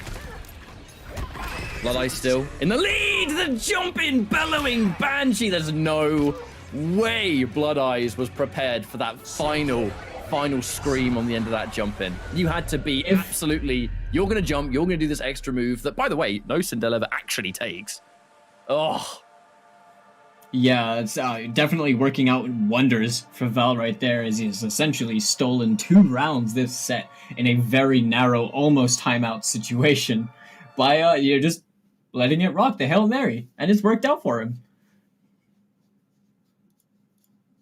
Now, in this situation, 1 game apiece. That is, I mean, a frustrating way to lose the game. Got to keep your composure in this position. I have no doubt everyone left in this tournament will be able to do that. That was an incredible matchup, and I'm really liking this variation that, you know, Mustard mentioned earlier today. He's like, we've never really seen any Frosts use that since Ultimate, but I think Frost is definitely a character that although she's not considered, the best character in the game by any means, she is very interesting when it comes to putting together those custom builds because she's a versatile character, isn't she? Yeah, exactly. Like, she allows you to play in a way that is comfortable for you, but she plays quite a fundamental way, just on paper, like her base kit alone. So when you start to apply it, with a player like fundamentally sound like Blood Eyes, he starts to apply these different things that you start noticing here and there. And it's not like Frost necessarily has a lot of mix-up potential, but he's playing in a way that's just making it hard for Val to play the neutral, but a really nice anti-air straight away with that poke into the hair whip. Oh, fishing for that forward too, but never mind, the Star Screamer has other plans for that one. The second that projectile shield is available, using it super low to the ground, that's where it becomes really hard, in some cases not possible to punish. Oh, here comes the combo. Val actually is going to build enough, takes the small walk forward just to guarantee that the offensive meter builds. That's a specialist right there. Oh, there it is again. Is very good situational awareness from Val as he now takes the lead in the set, which is really important for him. We are in losers semis. As you can see underneath the timer over there, the winner of this set is going to advance in the tournament. The loser does not have another chance. So, right now, Val looking to potentially steal the momentum. A nice counter with that back two. This is a really killer matchup. I'm really enjoying it. It's not your conventional matchup either. There's the armor break. Try and escape, lose all your meter, and get anti-ed anyway. That is a feels bad moment. Like the whole thing rocks, sending him back to full screen. Now you can create this projectile shield all you want because you're the one that needs to come to me. This dynamic quite significantly. It's a sticky situation for Blood Eyes to be in because you can't be the one chasing down. Like you can't really resort to the full screen game when you've got this much of a health deficit and the round deficit. That Val playing patiently and knowing his spacing, just doesn't need to overcommit to anything, doesn't need to do anything risky, playing as simply as he can and making Blood Eyes chase him down. Ooh! Okay, now, look, this is going to be the start of what needs to be a rather significant comeback, but it's going to be a big chunk of damage, potential momentum, and Frost, she doesn't exactly tickle when it comes to damage output, just the corner positioning. This is possible, but it's going to be hard. Oh! Oh, in the forward fours. The one to rule them all. 4-4 up 3. Right there. Destructive. Yeah. And, it's really just... I love the adaptation that we saw from Val in that game, to be honest. He knew that Blood Eyes was jumping a lot at him. He knew that Blood Eyes was playing a certain way. So instead, he slowed it down entirely. He said to himself, okay, look, if you're going to jump at me, I'm just going to keep low. Like, Frost has a good jump kick. I think that's something that we can mostly agree on, is that Frost has a very good jump kick. But in the realm of low profiling anti-airs with pokes, obviously Frost has one of her own with down 3. It becomes that much harder to establish anything because he was getting so much mileage off of that, and Val started shutting that down straight away and threw him into a difficult scenario. But the switch to Rain, we know that Blood Eyes plays a very good Rain as well. It's cool to actually see it as he's now down in his last tournament life over here. He's going to have to win the set this way. Now, here's what I'm interested with. So we have the Quantum Slice, the Edenian Force, and then Hydro Boost. So this is a variation of the game I'm not really used to seeing with Rain. Rain has a lot of different moves, but a lot of Rain players don't really tend to gravitate towards them. So I'm curious to see how this Rain is going to be put forward in this matchup, because there is one thing, that movement, he needs to be point blank all game long, because Rain will get zoned out a little bit, especially by Sindel, that low scream, mother scream. But clearly, putting that forward movement into immediate practice to say, I'm going to rush you down because I'm Rain. Oh, and this is where things get tricky. The jump in Edenian Force, that's good. Oh, no, not Edenian Force, sorry. Being able to do those moves in the air, my bad. Quantum Slice, right? Yeah. I think, or, it's super sick visual move, though. Right now, Val is working with a big health lead. Blood Eyes has the fatal blow, but he's going to struggle to find this opening hit, and this can find something good, but a clean anti-air right there from Val. These low pokes into the hair whip have been doing wonders and ending in the air scream. I'll tell you what though, Falcon, the longer things are going on here, the less useful. Oh god, Val doesn't have any meter, but this is still going to hurt anyway. All things considered, 33% for just catching the scream. I was going to say that the longer we're starting to see Rain played in tournaments, the less useful Hydro Boost is starting to become, because so many people, you just get to anti-air him so easily, unless he does jump 3. And even then, you can anti-air the jump 3. It depends on your character. Quite easy to flawless block as well. It's a very risky thing to do quite a lot. You know, it's very much a confirmable special rather than an enforcing pressure one, as it's riddled with gaps and exploits. But right now, Val is in the driver's seat to advance on in this top 8 bracket right now. Blood Eyes with one last chance as he is on his final bit of life. All right, hang on. Fatal Blow is ready. And Blood Eyes has to be so careful here. Cannot afford the air Banshee dash to connect. And that was just, I think, whoa. Normally, Rain does that to other people with his forward 2 KB. But that's going to be the win now for Val. And I got to say, incredibly valiant effort, you know, changing out to the Rain. But Val just continued to play well, and instantly displayed the matchup knowledge, right? Just blocks the Hydro Boost. Sindel's down for anti-air. I mean, I can imagine that's quite a good anti-air against that move anyway. And just like that, Blood Eyes out at 4th place. But a good finish, a strong finish. Very respectable placing, and I'm sure that we're going to be seeing more of them in the future. You know, this is definitely not the end of the road of someone that you can tell has honed their craft this much up until this point. But yeah, Val showing just incredible consistency that we've been seeing from them for quite a while now, and displaying kind of just very good mid-set and rapid adaptations and applications of simple tools with Sindel. But that is pretty much that for the sets. Now, we do have one other thing. If you'd like to fill in the viewers at home a little bit more about some merch that they can get their hands on, catch up. Yes. As part of the Pro Competition, there is a official merch line that you can find on Amazon.com. You can find the link up top there, /Mortal Kombat, and they're rather customizable. So if you want to represent, you know, your region, Liga Latina, North America, Intercontinental, with any of these custom designs that you see here, and there's a lot more on the website, let me tell you, you can get involved. Support the Pro Competition, support Mortal Kombat, and be more of a part of the team with this line of merchandise. But that does mean that we've finished our last few matches. We're now going to be finishing up this tournament after a quick break. When we come back, it's going to be Losers Finals, then Grand Finals, and that'll be the end of EU East. Short break, and then we'll start the entirety of EU West. So thanks for watching so far. When we're back, Pro Competition Intercontinental will be back alongside it.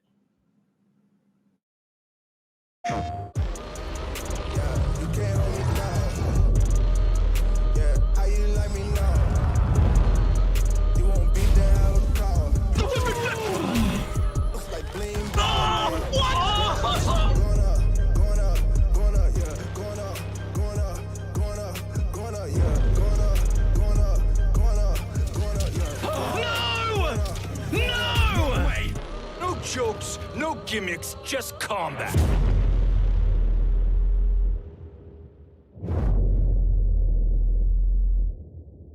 PlayStation.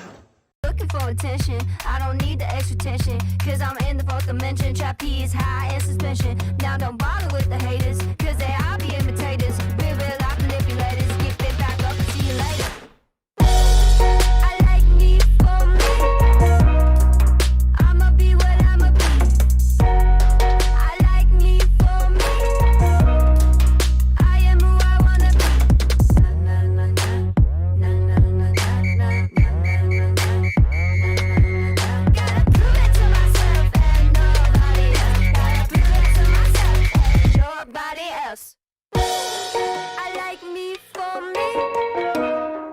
I'ma be what I'ma be. Prove it to myself like nobody else. Gotta prove it to myself like nobody else. Gotta prove it to myself like nobody else. Gotta prove it to myself. I like me for me.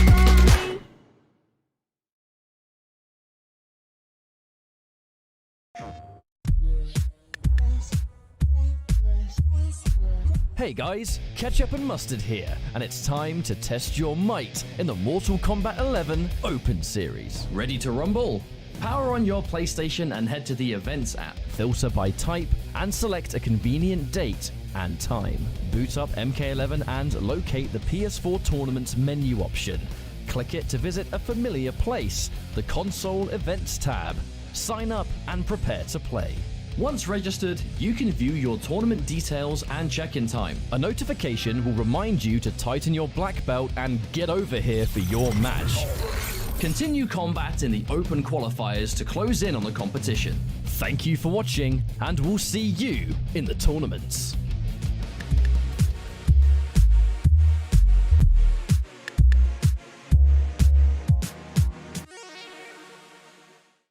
PlayStation.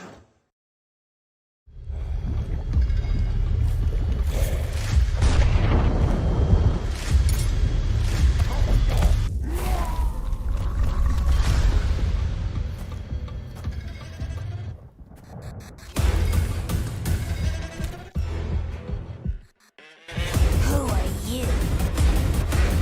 I'm your worst nightmare.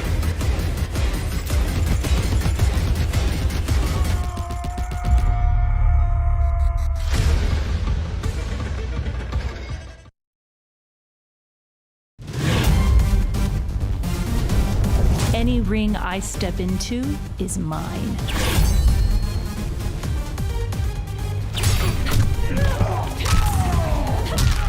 End of the line. Then this fight is now personal.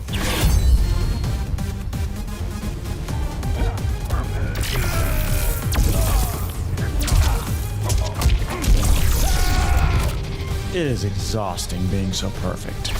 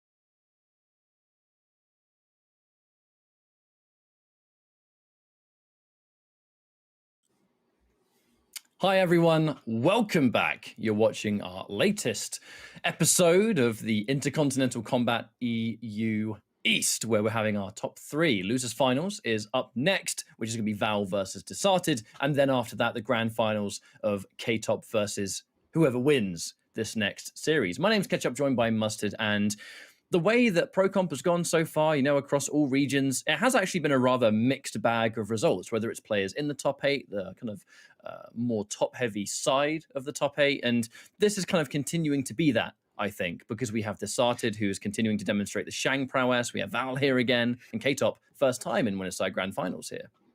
I do feel like EU East is thoroughly unpredictable. I want to give a huge shout outs to Blood Eyes. We did see get 4th place today with that Frost, which is always really impressive. She's definitely a character we don't see too much. But that's kind of my point.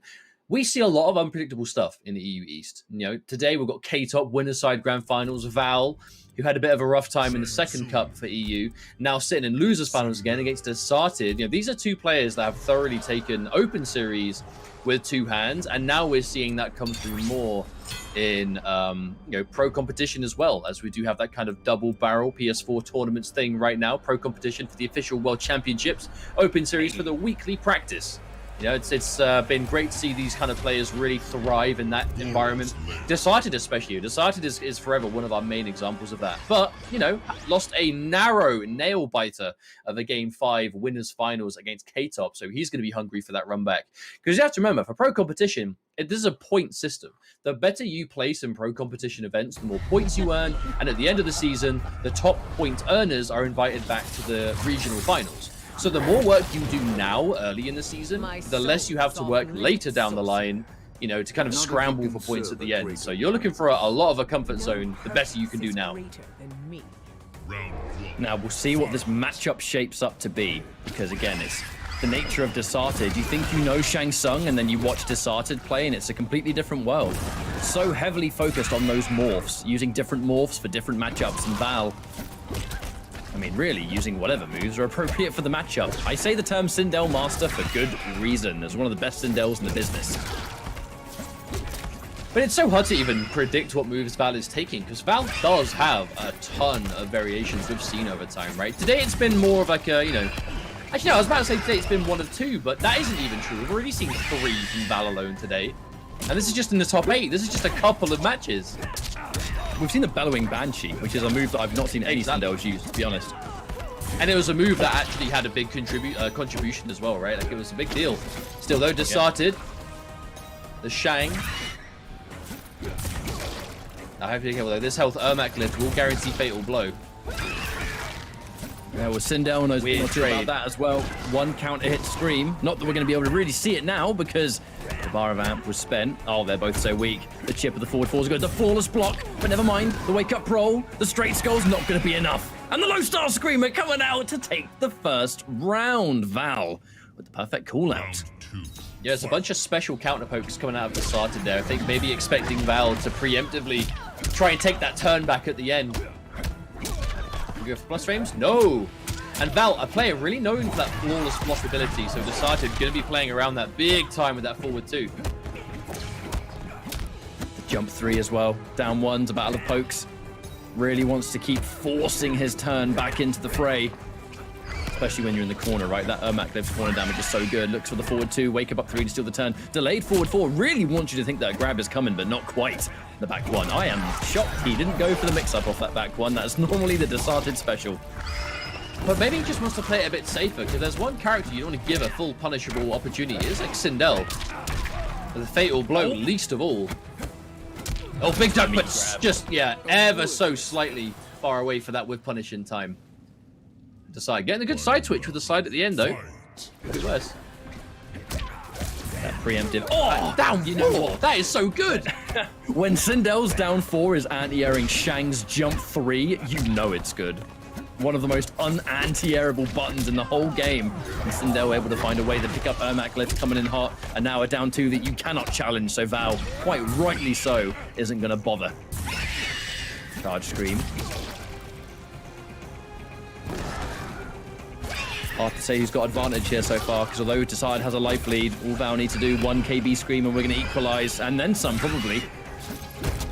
These spending a lot of meter. That will be a lead for sure. If Val can find it! That one actually didn't even hit the bar either, so this is like purely meaningless so far. There's one bar. Chunky. Misses the end, only does 400 damage. What a shame, only does 400. The problem with dropping the ender wasn't even the fact that there was damage on the table, it was the fact that he was punishable, but never mind. The side switching grab coming out then. One grab away. Oh, sure! That was you long forget range. how far that goes. I think Sindel's short hop punch might actually be the longest range short hop attack in the game. I do think it's like not even close. But Val though, taking that first game. We have to remind ourselves, Val was the first winner of Intercontinental Kombat East, you know, for EU East. In the very first, well, I'd say week 1, but it kind of wasn't, because, you know, those of you that watch Pro Competition, you know, it kind of rotates. 1 week it's EU and Intercontinental, then it's Liga Latina, then it's North America, and so on. So when I say week 1, you know, it could have been like week 3 of it, but you know what I mean. The first time we saw Europe on Pro Comp this season, Val was the winner, and Val is progressively getting better and better the more we see him play. And again, it is that thorough just exploration of Sindel's options. Still, though, that was a close game. I think even though we only have 2 sets left, we definitely could have 2 nail biters in our hands. Because we have players, you know, the 3 players left there, they are very familiar with each other. Especially Desart and Val. I always keep, and this is one thing I really like, when we see a bunch of players in open series regularly like Val, that's how we first knew of Val before Pro Competition even started. Months and months and months of being successful in open series against, you know, EU and CIS and stuff like that. I really like reading the chat in between matches and seeing people see these players for the first time that might not have watched open series. Talking about Val, like, I've never seen a Sindel like this. Well, welcome. Welcome. I mean, to Val. it is something that I feel like we take for granted sometimes, you know? Like, the 2 of us, we've been commentating MK, you know, with PS4 tournaments for every single week for the past, like, 8 months. So, these players, we've seen over and over and over again, and we're used to seeing them do these crazy, sick things. And it's like, yep, just another day in the office. But you forget just how impressive it really can be, especially for someone like Val. Still, though, Desarted on the other hand, everything we're saying about the Sindel, you can say about the Shang for Desarted. The knowledge. Oh, hang on a minute. Now, he has no meter to extend, so he has to keep this one. Ooh, he's had a bit of difficulty with this combo, actually. Val, he's been dropping it a little bit. Now, the Fatal Blow's ready for both players. That combo wouldn't have killed, and no doubt he would not have spent the Fatal Blow anyway, but... Oh, judo trip. Whiff punish. Whiff punish. Cartwheel. Forward 4, always going to be able to squeeze that in somewhere.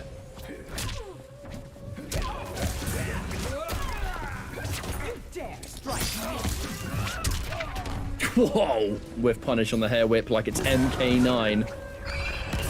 I always forget just how much damage hair whip does by itself. Yo, armor break. Oh, this is looking like a complete wash. Val is just storming ahead. Good shake. Sarton's still ready with the actions. But where next? Fatal Blow is ready. We have seen that as long as you've got lift, that's a lot of damage you can get guaranteed. Oh, speaking of which, we're going to see it now. We are. Right, okay, this is 100% guaranteed, which is why we didn't see Val break. Normally, under any circumstance, you would break early if they have to make a comeback, so they have to do more work. In this case, the Fatal Blow is guaranteed. Breaking away would simply make you take more damage. Now you notice Val still has breakaway. Now we'll see it. But look at this, a 3-touch comeback? No. Good luck. The grab! No, that was such a bold universal grab. It's going to send far away, though. Watch out for the smoke shake. Oh, it's a straight skull anyway now. Able to make a comeback is Desarted. Going to be shaping up pretty nicely after that one. It was looking so much like a 2-0, but we could very well be a 1 game each. Counter hit. No, never mind. Who cares? Corner launch, more damage. Yeah, if you have him in the corner, no reason to spend that KB. You just want the damage. Yeah, much more. Especially if there's no breakaway. Another pickup there coming out from Val. Looking for that range to scream. And speaking of which, the trade. Oh, nice preemptive pokes. Yeah, Desarted just trying to occupy that space so he doesn't have to worry about the cartwheel. But another down 4 ant. Yeah, Val. No meter to amplify. No full combo to be had right there. I didn't really get to touch on it earlier, but the Sindel, that kind of Banshee dash option selector, if you amplify it on hit, it comes out, and on block, nothing happens. There's a reason every time, no matter how late it lands, Val always teleports, because he's buffering it just in case. Really important Sindel tech. If you do use that move and you're not doing it, you should. Right, down one. Corner pressure. The block of the 1-1s all the way through. Val just needs one clean opening, especially after this grab. Going for the less likely tech as well, the forward throw. But now, with the fatal blow ready to go, is it going to be a 1-1 or a 2-0? Oh, dear. Oh! What? Oh, my goodness. It was going to boil down to something like that. I could feel it. Val has used that overhead sparingly today. I mean, normally, I feel like Sindel, one of those characters that has a lot of versatility within her base kit, right? And a big part of it is that built-in, the long-range overhead on the forward two, the low blast, the retreating low blast. A lot of Sindel players can have a tendency to just really use nothing but those, but not Val. Val will pull them out when it's the most appropriate. And right there, when you've got one hit away from that confirm, best time to do it. That's actually going to be 2-0, believe it or not. Yeah, 2-0 already in this losers finals. That was so close as well. It really was.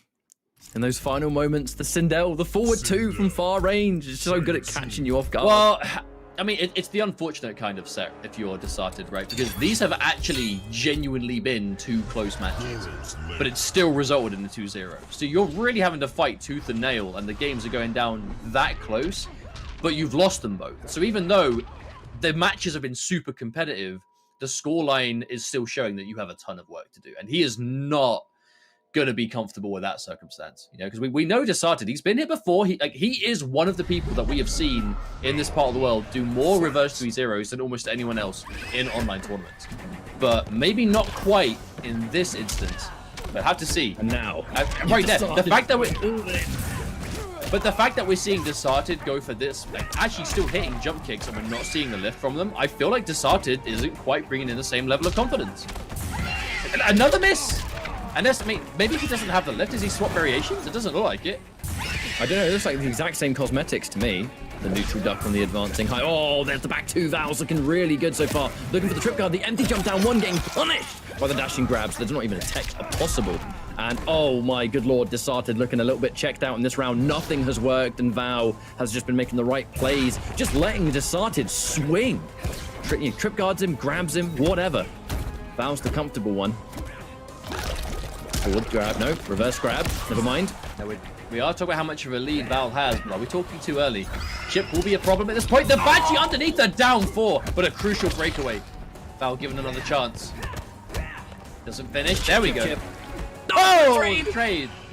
That was sick. Send Shang Tsung into space. Fight. Match point now for Val. Yeah, I wouldn't have predicted a 3-0. Yeah, I know. We're commentating with a little bit of delay, and we're saying the exact same thing. That's how similar the situation is. Oh, full combo mustard. Full combo incoming and no breaker. No Deserted. Oh, but another drop. No, it's like you said. Yeah, Val, whenever it comes to that forward into the down one hair, he always seems to be missing the down one hair today. But look, he does all the damage first anyway, so it's not too bad.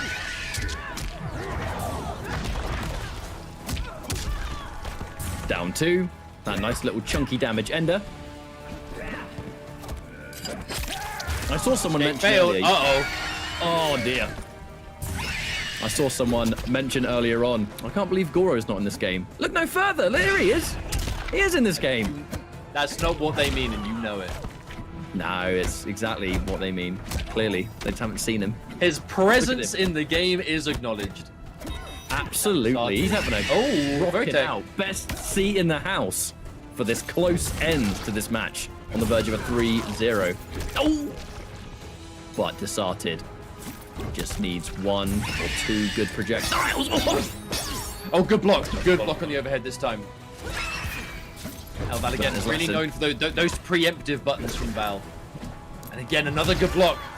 Oh! Oh! And it came down to a jump kick that was almost... I would bet money that Val tried to flawless block that. Because that wasn't even a count hit, that just connected. I think it was a wake-up roll. They kind of look like Val did wake-up stance change. Either way. That what? No! Oh my god, did you see that? With down 2 into down 2 KB. Yes, I did. Down 2 after. Decide to press one button and look at the life. Down 2 right. Oh no. Mad lad. I've never seen a double down 2 like that before. I'm going to be honest. It's a but I have seen that. plenty of times, Mustard. Full combo. And now Val is not overcomplicating it either. Ooh, Got it short. Oh, what happened in this round? I feel like Decide had a huge lead and now he doesn't. Oh, no. No. Val finding the forward 4 at the best possible moment. And that was definitely an explosive 3-0. That, to be honest, I was not expecting that scoreline, but the matches themselves were not too surprising. Oh, okay, we heard the delay and then we hear the stream. That actually made me jump. Yeah, I don't know if the stream heard that, but we just heard the friendship at the last minute. But regardless, that was a really good set of games from Val. You know, decided definitely one of the more fearsome opponents in Pro Comp for EU East. 3-0, great score. And even the last match itself just started with quite the comeback in the first round to get that round on the board. And then to start off the next with, again, that whiffed down 2 into another down 2, that then crushing blow. Like, that's the kind of thing that if you get hit by, it's like, it's tilt town. Like, you will get hit by that and you'll reel back in your chair. You'll like put one hand on your knee. It'll be like, oh, you'll touch, be like the loudest, like, can't believe it. Like, you're going to do one of those things. I guarantee you. Which one Val did? Who knows? We'll never know. What we do know is that Val is now grand finals secured on the loser side, which does guarantee a fresh set today. We are yet to see K-Top versus Val in this tournament, so it is going to be an interesting clash, to say the least. But one that I'm excited to see. I really do feel like Russia has had a bit of a grasp on EU East up until now. You know, we do know that Russian players do make up the majority of the brackets, and Russia is such a strong scene in general in MK that it's fair to assume that Russia is going to continue to perform well here. But here we are, K-Top of Greece in grand finals, winner side. But while we do wait for this match to get underway and they get into the lobby catch-up, take us around Astro Gaming. Thank you very much to Astro Gaming, which is the official audio partner of the MK11 Pro Competition. All of our cast audio is powered by Astro for the entirety of the season, which is what we're wearing on camera as we speak. You can visit astrogaming.com. You can find out all information about their PlayStation audio products that are all available now. And got to say, we're in good form now going into this grand finals. And K-Top, going for a bit of a change, actually. Haven't seen his Fujin in quite some time. Now, for those that don't know, I know that we are live often, not only on NetherRealm channels, but PlayStation channels, the double elimination grand finals. This basically means that K-Top being on the winner's side, this 3 out of 5, if he wins that, it's over. If Val wins this 3 out of 5, he'll reset the bracket, essentially putting K-Top into the loser's bracket to join him, and then we play again. So basically, K-Top wins this, it's over. Val has to win twice. Now, if we are seeing K-Top deviate away from the Jackie, I am not surprised. I am not surprised that this is the matchup that we're seeing.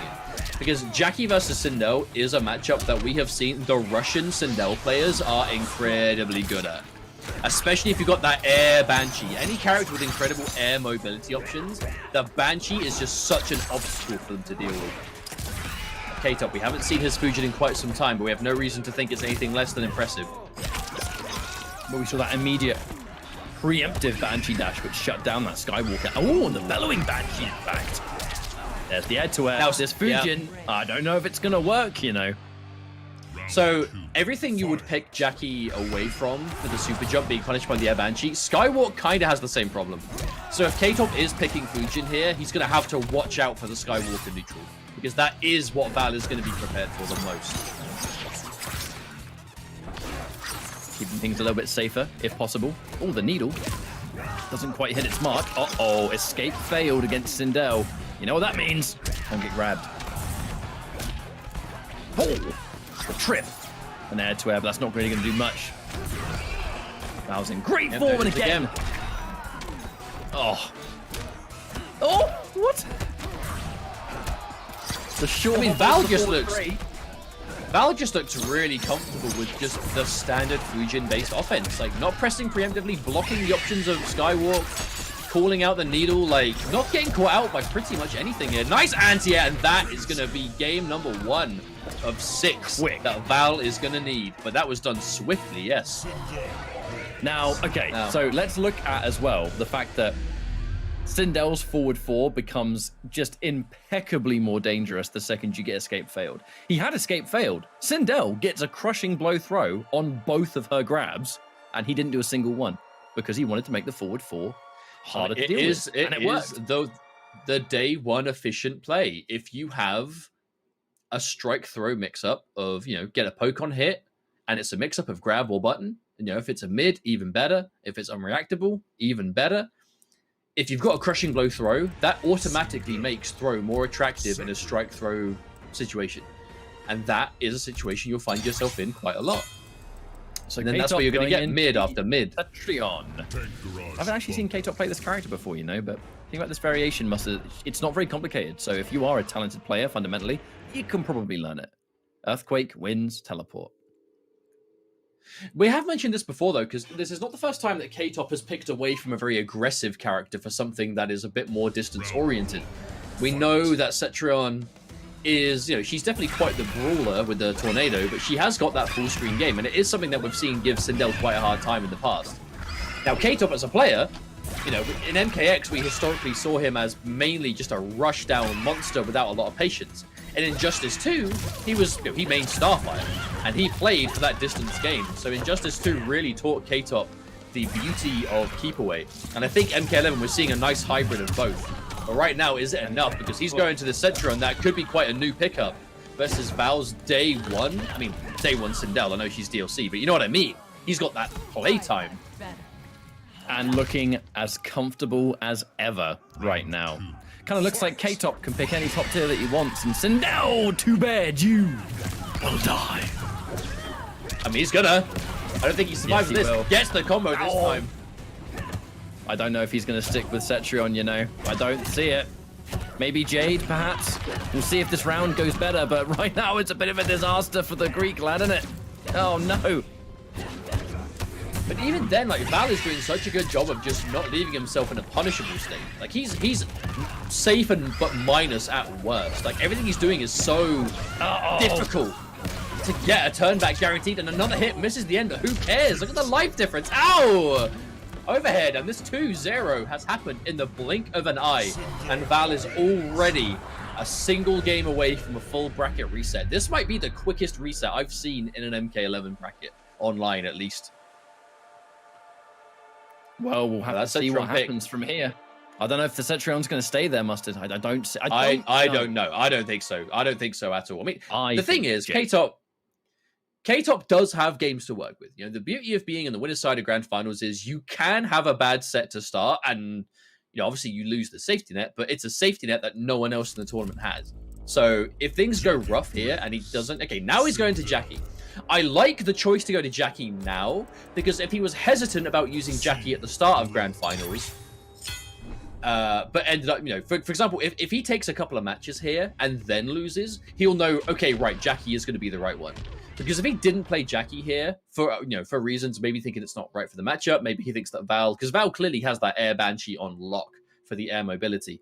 But he has the least to lose here. Because if he was going to expect to lose this match with Jackie anyway, if he does it here, he was going to lose regardless. So then he gets a reset, then he gets to reassess, who do I play, who do I use. But if he didn't play Jackie here, got reset, and then played Jackie after the reset, and then lost with her, he's then doing so from the back foot, and that's not what you want. But look, it's Val, his screen control. Air Banshee for the air, down 4 for when you're jumping. He just has total lockdown of your mobility options. Oh my god, such an incredible button as well. Putting in the work here in what could be the final game before the reset. And like you quite rightly said, probably the fastest reset we've ever had in an online PS4 tournament, to be honest with you. Because right now, Val, in good form, the Fatal Blow is ready, but Val doesn't really click because that is why. Fatal Blow on.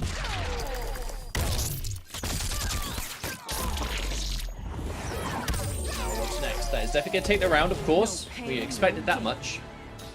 But again, not looking 100% clean as K-Top. I think K-Top has looked incredible this entire tournament. But things are falling apart a little bit for him somewhat in the set. We're seeing a few drops, some missed opportunities. And again, Val. When Val gets that defense up. Oh, tries to wake him up too. And that's going to get chewed up.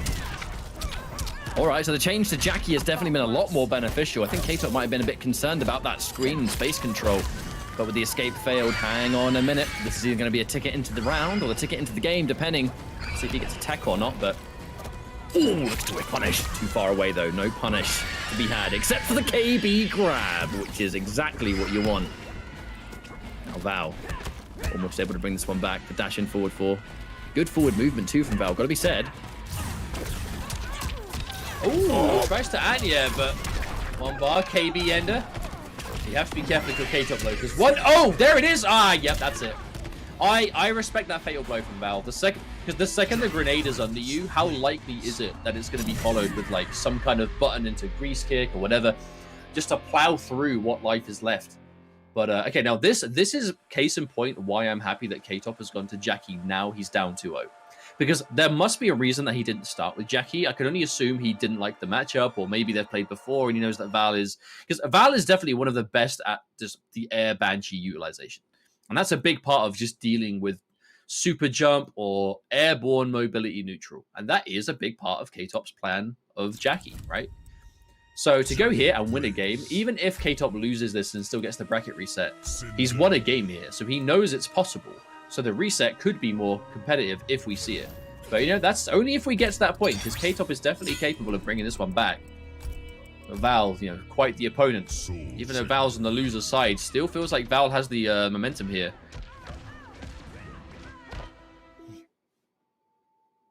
Important information to know that the Jackie can work, even if there is this reset. If the reset happens, I think it's probably going to be Jackie all the way. You know, none of the other picks have worked out so well. I'm still kind of interested by this Bellowing Banshee pick. It's just a move that you can see the utility of it, you know, for just having that cheeky extra option off a jump in when Sindel's jumping game is already pretty damn strong in the first place. Oh, but jumping clean over it is K-Top. That's going to be a nice little chunk of damage, 30%, but swiftly returned by Val, who gets another just insane down 4. That down 4 anti-air, we all knew it was a good anti-air, but I didn't realize it was quite this good. The second I saw anti-air Shang Tsung's jump 3, I'm like, oh. Well, I think a big part, it sounds like such a basic thing, but oh no, there's another grenade. I feel like a big part of it is a lot of Sindel players are looking for, because a lot of those amazing single button like poke anti-airs, they're good for like, you hit the poke and then you hit a follow-up button for more damage. Sindel doesn't really recover fast enough to do that. She has to just special cancel it raw, which is a bit counterintuitive. K-Top though, taken around, and a huge part of K-Top's damage is coming from lobbing grenades down right as Val is about to anti-air. You know, we see Jackie do that a lot with the upgraded effect, but oh my goodness. In this kind of matchup, when Val is getting so much damage off the anti-airs, it's so important to really... That was a really good wake up too. Oh! Wow. Caught the dash punch right there, and the overhead as well. Val, whoa! Taking out that standing 4 out of nowhere. The Bellowing Banshee again just to get some extra damage, the pushback to a safer range. And at this point, it will be good for Val to be on a reset point. Right, Val wins this round. We go into a fresh 3 out of 5. Final round. A lot is riding on this round for K-Top. No whiff punish on the grab though. Oh, but we'll get a grenade. Second bar spent too. Chunky damage corner as well. And again, even without the bar, even without the bar, it's you think they're gonna anti-air, you do the grenade and that's it. And that's the game. That's it, it's over. My goodness. Right. Final game pre-reset. So this is either going to be one game away from the tournament being over, and we say thank you, see you later, and we'll be back with EU West in a bit, or we're only just getting started, and the first half will conclude. So there's a lot riding on this next match, folks. Let us know in chat who you want to win, by all means. Well, hashtag PS4 tournaments, hashtag MK Ultimate, let us know. Problem is, though, if you are K-Top, you're probably thinking to yourself, why didn't I just play Jackie from the start? Oh, God, I'm wondering what the reason is that he didn't want to pick it. Now, I can only imagine that it must have been a matchup thing, because I know that Sindel isn't seen to be a hard counter to Jackie or anything, but Val plays Air Banshee Sindel a lot, and we have seen that be a very reliable answer against Jackie a lot in tournaments online, and Russian Sindels especially.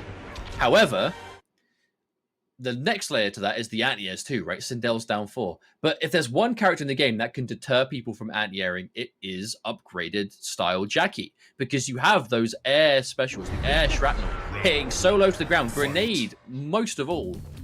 If you ever think they're going to anti-air your leap, you just do that and it will beat it. Oh dear. Full combo And that's what we're incoming seeing here. K-Top. Yeah, this is going to hurt. Big start for Val. My goodness. And I like the fact that Val often does really just save that first bar. Like, you could, in theory, spend both bars on that, but you're going to get a little bit of extra combo damage, but the utility of everything else is well worth the bar that you save. Ooh, this is looking like a swift This is a reset, the way flawless. things are going. This is a flawless so far. Not even chip damage has been dealt. Yep, flawless victory. Is it? No. That had to be like... Wait, it was literally 999.10 out of 1,000. That's like a 10. All right, Hey. hang on a minute. K-Top's fighting back now. At this point, the leap and the mid. Another full confirm here. The block on the forward 3. Up 3. Oh! Oh, God! Looks like K-Top's looking to return it just as dominantly. Maybe with that anti-air down 4 having other things to say about it, perhaps to jump in to grab. Can Val mix all the way into a bracket reset? Oh, no! Counter hit. That's the round. Okay, it's the final point. This is either end of the tournament or bracket reset halfway mark. What's it going to be? Fight. Oh, instant air banshee. He knew the super jump was coming. Beautiful air-to-air. The jump in. Looking to whiff punish, perhaps, in this case. The stagger again. Oh, we catches the button press. He knows you're going to press a button to challenge. And there's no break from Val holding all of this. I mean, The side twitch Val has been going for that down 4 as the go-to defensive button for a long time, whether it's to interrupt staggers, to challenge plus frames. K-Top is definitely ready for it. Oh no! Catching the Banshee startup. Oh no, big jump again, but airborne. And again, no! Another 2 bars! That might be it! I think that's it! Oh, and K-Top Mustard. He's going to take the tournament. Winner's side, grand finals, prevents the reset, the change to Jackie. Working out and giving K-Top, without question, his best tournament result to date in MK11. A year later as well, not too shabby for a guy that had to miss an entire year of competition. No, I mean, I you know, really to kind of emphasize on that point. I'm not sure if we've said it today on this broadcast, but K-Top I have. and his brother H-Tope, yeah, you know, okay, you did say it, so we'll just quickly remind, came into the game a year late. Personal circumstances meant they straight up were not able to play for a year. And I don't mean like, you know, a couple months. I mean straight up. MK11 Aftermath came out and then they started playing. You know, then they were able to play. So for K-Top to come into the game so late, and this is a story for any of those of you that maybe you haven't been playing since day one. Maybe you started playing near Ultimate or around Aftermath, and you're looking to get involved. K-Top is the best example of why, you know, better late than never. Because here he is, pro competition on the NetherRealm Twitch, the official online World Championships, and he has secured first place, taking out some of the very, very best that Europe has to offer in the process. Well played all around. Huge congrats to K-Top. That's a good win for Greece. It's a good win for K-Top. And it's a good win for Mortal Kombat in the intercontinental realm. GG's. It was a fun day. And this is only half of today's action, because after a bit of a break, we'll be jumping in and doing the EU West top 8. So I'm really excited to watch that one. But how is this all powered? How is this all put forward? PS4 tournaments, that's how. It's not just pro competition taking place. There is also the Open Series, which is weekly tournaments, weekly prize money, a monthly finals at the end of the month for even more prize money on top of that. And basically, look, if you're a competitive Mortal Kombat player, no matter where you come from, go to compete.playstation.com for information on both Open Series and pro competition. It is truly a one-stop shop, and it's all done through the system. A very easy and self-explanatory process. But for now, and I say for now, because we're going to take a bit of a break, we're going to transfer over to the EU West top 8 and start the action all over again. So thank you so much for joining us for this. We'll be back in a little bit for more pro competition, intercontinental combat. Don't go anywhere. Have a snack, something to eat, whatever, and we'll be back with the West top 8.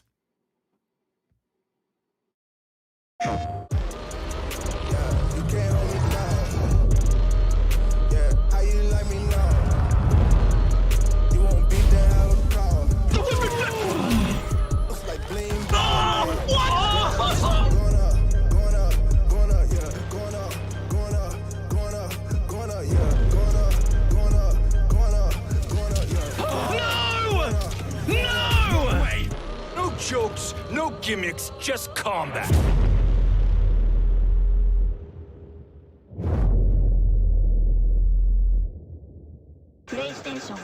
Looking for attention, I don't need the extra tension, cause I'm in the fourth dimension. Trapeze high in suspension. Now don't bother with the haters, cause they all be imitators. Real life manipulators. Get it back up and see you later.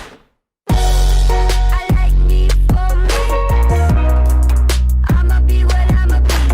I like me for me. I am who I wanna be.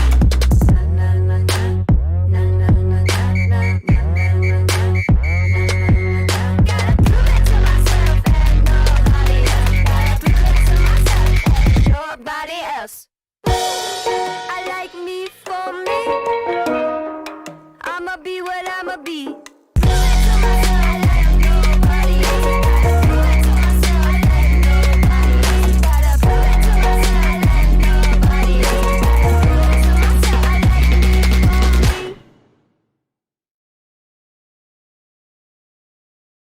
for me. Hey guys, Ketchup and Mustard here, and it's time to test your might in the Mortal Kombat 11 Open Series. Ready to rumble? Power on your PlayStation and head to the Events app. Filter by type and select a convenient date and time. Boot up MK11 and locate the PS4 Tournaments menu option. Click it to visit a familiar place, the Console Events tab. Sign up and prepare to play. Once registered, you can view your tournament details and check-in time. A notification will remind you to tighten your black belt and get over here for your match. Continue combat in the open qualifiers to close in on the competition. Thank you for watching, and we'll see you in the tournaments.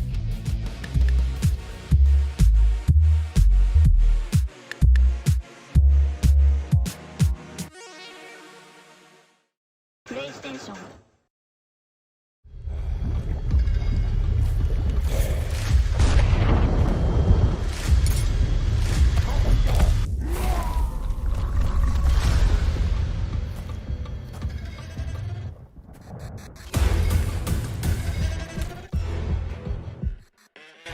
Who are you?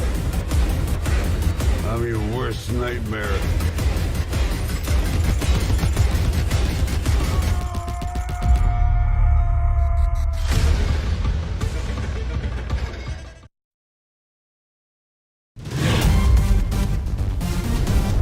Any ring I step into is mine.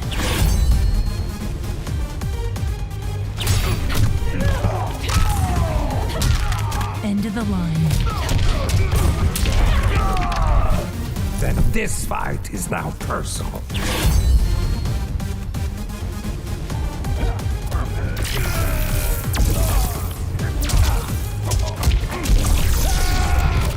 It is exhausting being so perfect.